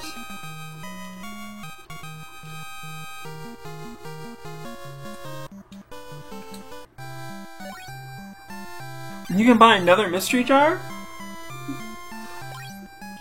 What's in the spell book? What is this item?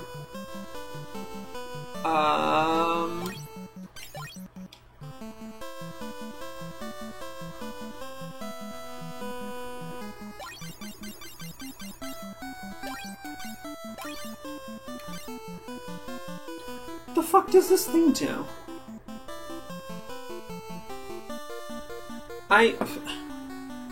There's no corollary.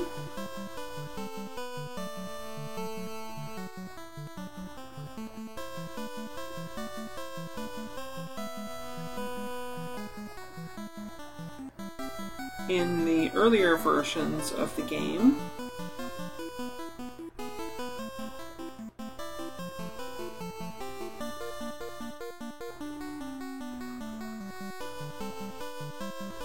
There is a game fact for it. Holy shit.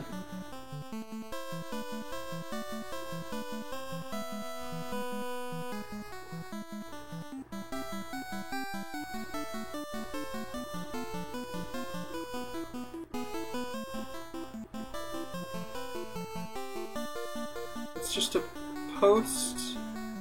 Oh, it's a post in the Final Fantasy forum. Yeah. And there's really nothing there about it.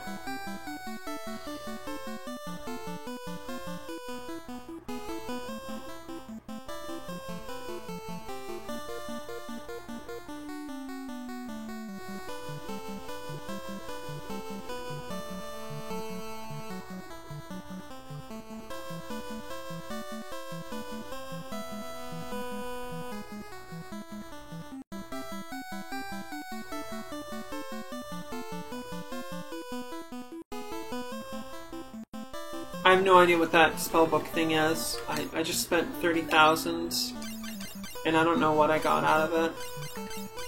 Is it a weapon? Nope. It's not armor. Just 30 grand. Did it increase stats? Oh, here it is. Raises magic evade rate. Paladins, ninjas, and red wizards can each learn a different new spell. Okay.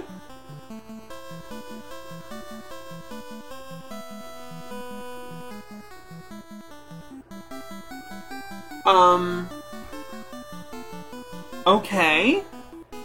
Interesting. I'm referring to my notes now.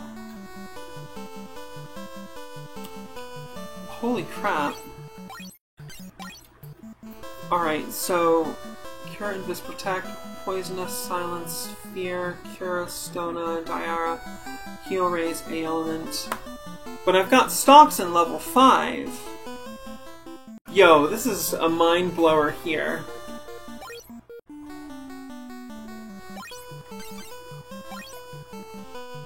Like, what do you mean, a new... Like, do you mean that... I don't know. I don't know. Wizards! Oh, red wizards. Yeah. So I think it, like, takes you out of the, previous limitations. Okay, it just gave Keika Ruin.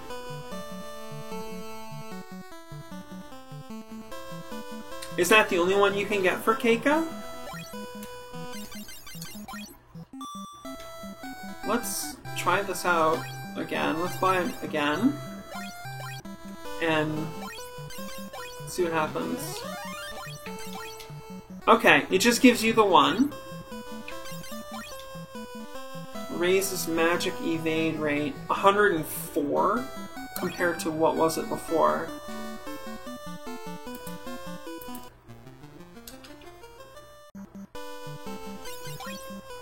$102. So it raises magic evade by like 2 points. 85, 105, 105. I think we're all set with the spell book. That's pretty sick, though. You can also buy Mind, Stamina, and Luck here. Have to keep that in mind. I wonder what getting another mystery jar would do.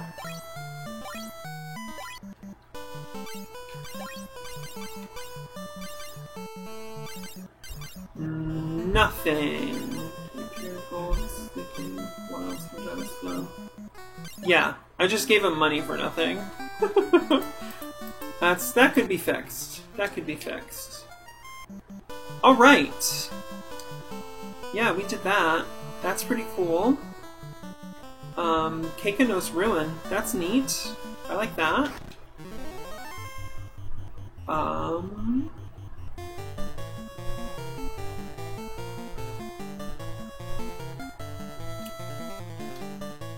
We are going to use her A-element, though.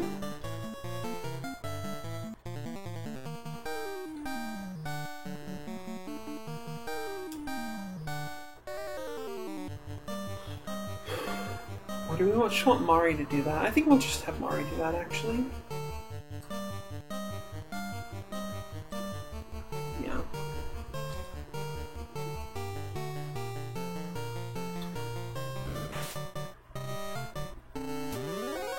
we're gonna wrap up the stream here. We're just gonna take ourselves over to see Dr. Un, have him teach us Lufanian, and then we're gonna go meet the Lufanians.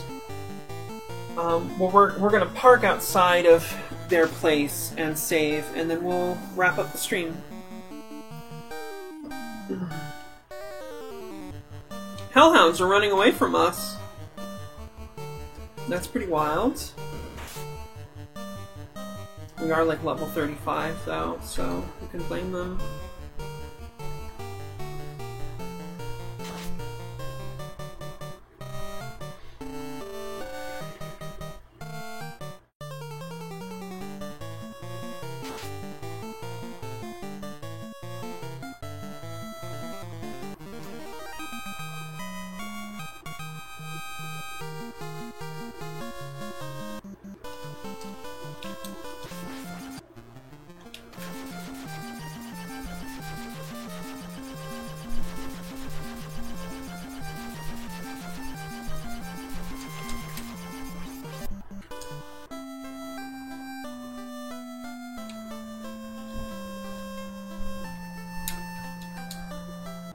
The Rosetta Stone? This slab will lead us to solve the riddle of Lufanian. Now listen to me. Light warriors revive the power of the orbs. Okay, so I guess we know Lufanian now. And they are over this way.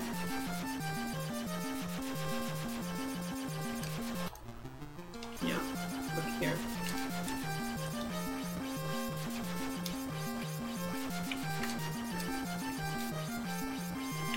Come on.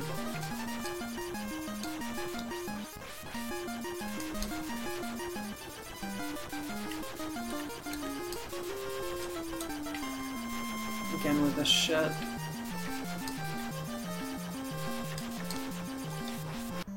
Jeez. Lame. 6 white wolves!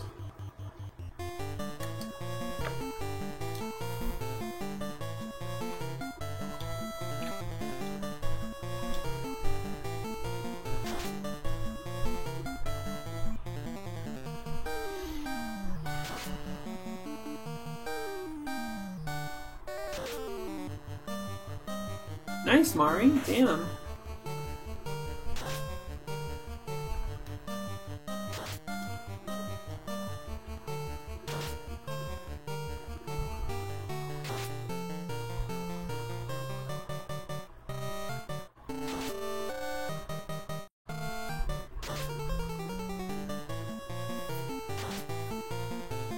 Oh, you know what? We forgot to check in with the Crescent Lake people. Alright, see? Fyra... Yeah, I actually killed one of them. Neat.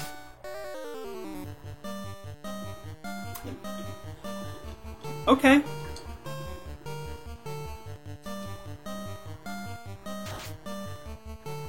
Probably Iki could have done that just by attacking, but you know, we might have gotten lucky and killed 2. It could happen. Mage's Wand might justify itself.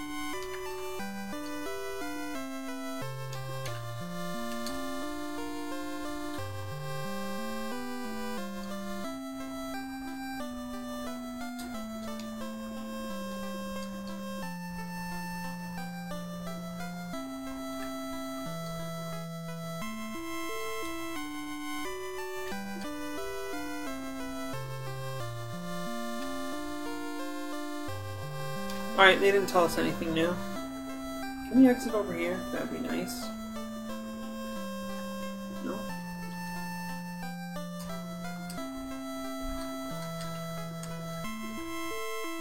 There we go.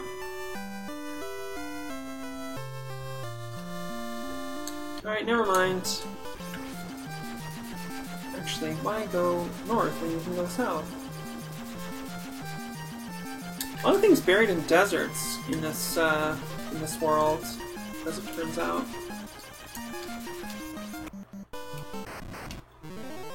Two bullets.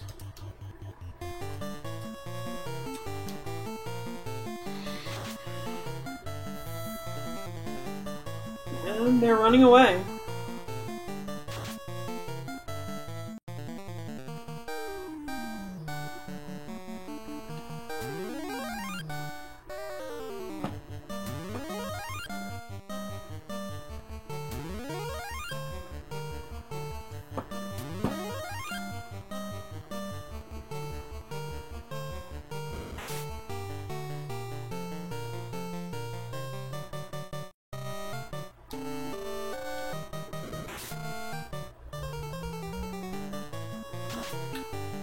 Alright.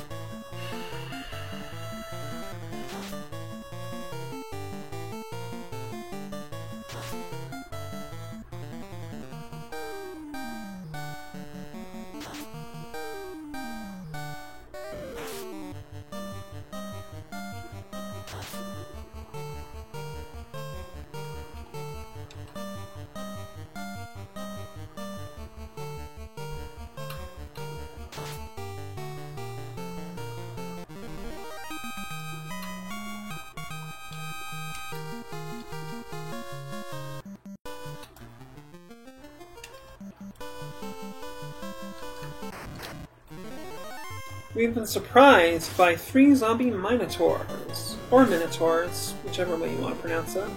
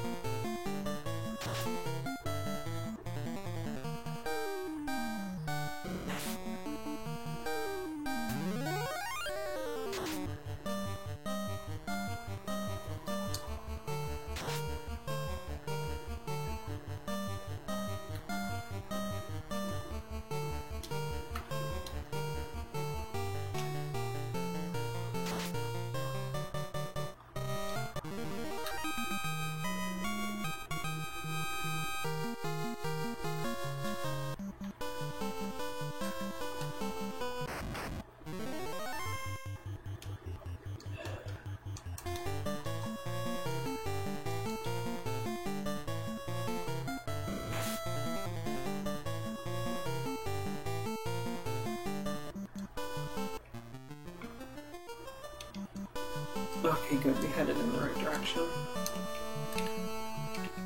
Right, that's it, folks. We made it to Lufane. And that's where part 14 is going to come to a conclusion.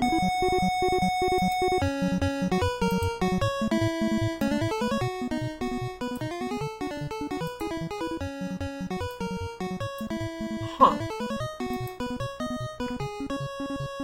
Why is my audio? Maybe it's the song that's off balance. That's so weird.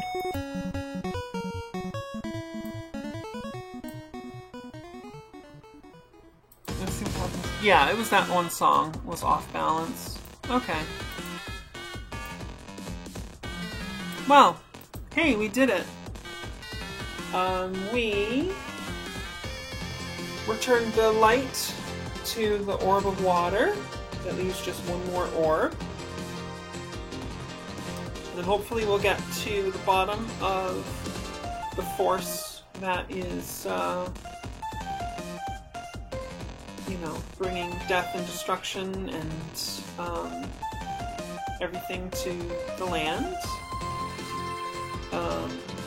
And I know that I am going to be sort of intellectually and spiritually disappointed by how that is framed, because I know where it goes and I know what it does, but that's fine. It's no big deal. Gained a bunch of levels. Got some cool stuff. We might complete the game in just like another 4 parts, potentially. Could maybe even be less. I believe it's a pretty straight shot from here forward. Most of the mysteries have been tied up. I know where we're going from here. It's just a matter of, you know, having enough power and managing things well, basically. Cool. Well, I am pretty tired and hungry. Been streaming for 4 hours and 20 minutes. It's about to come. There it is, 420. Blaze it. That's number 3. Hat trick. Good time for all of you recreational, euphoric enthusiasts.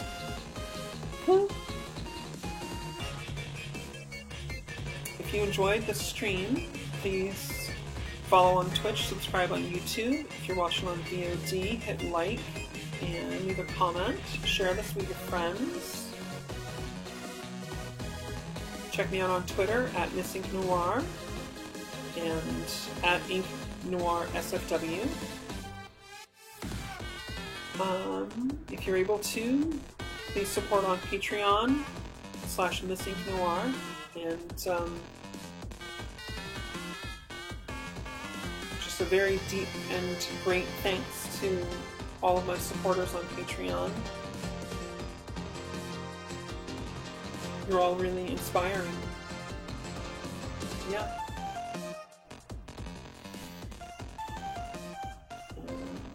Hopefully we can continue to build this thing, and hopefully it will do a lot of good for a lot of people.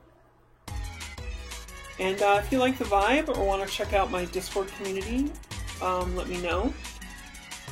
Send me a message on Twitch or Twitter, and I'll give you an invite. You can come take a look at the Discord. Have a great day. Please take care of yourselves, be excellent to each other, and smash the fash. See you next time.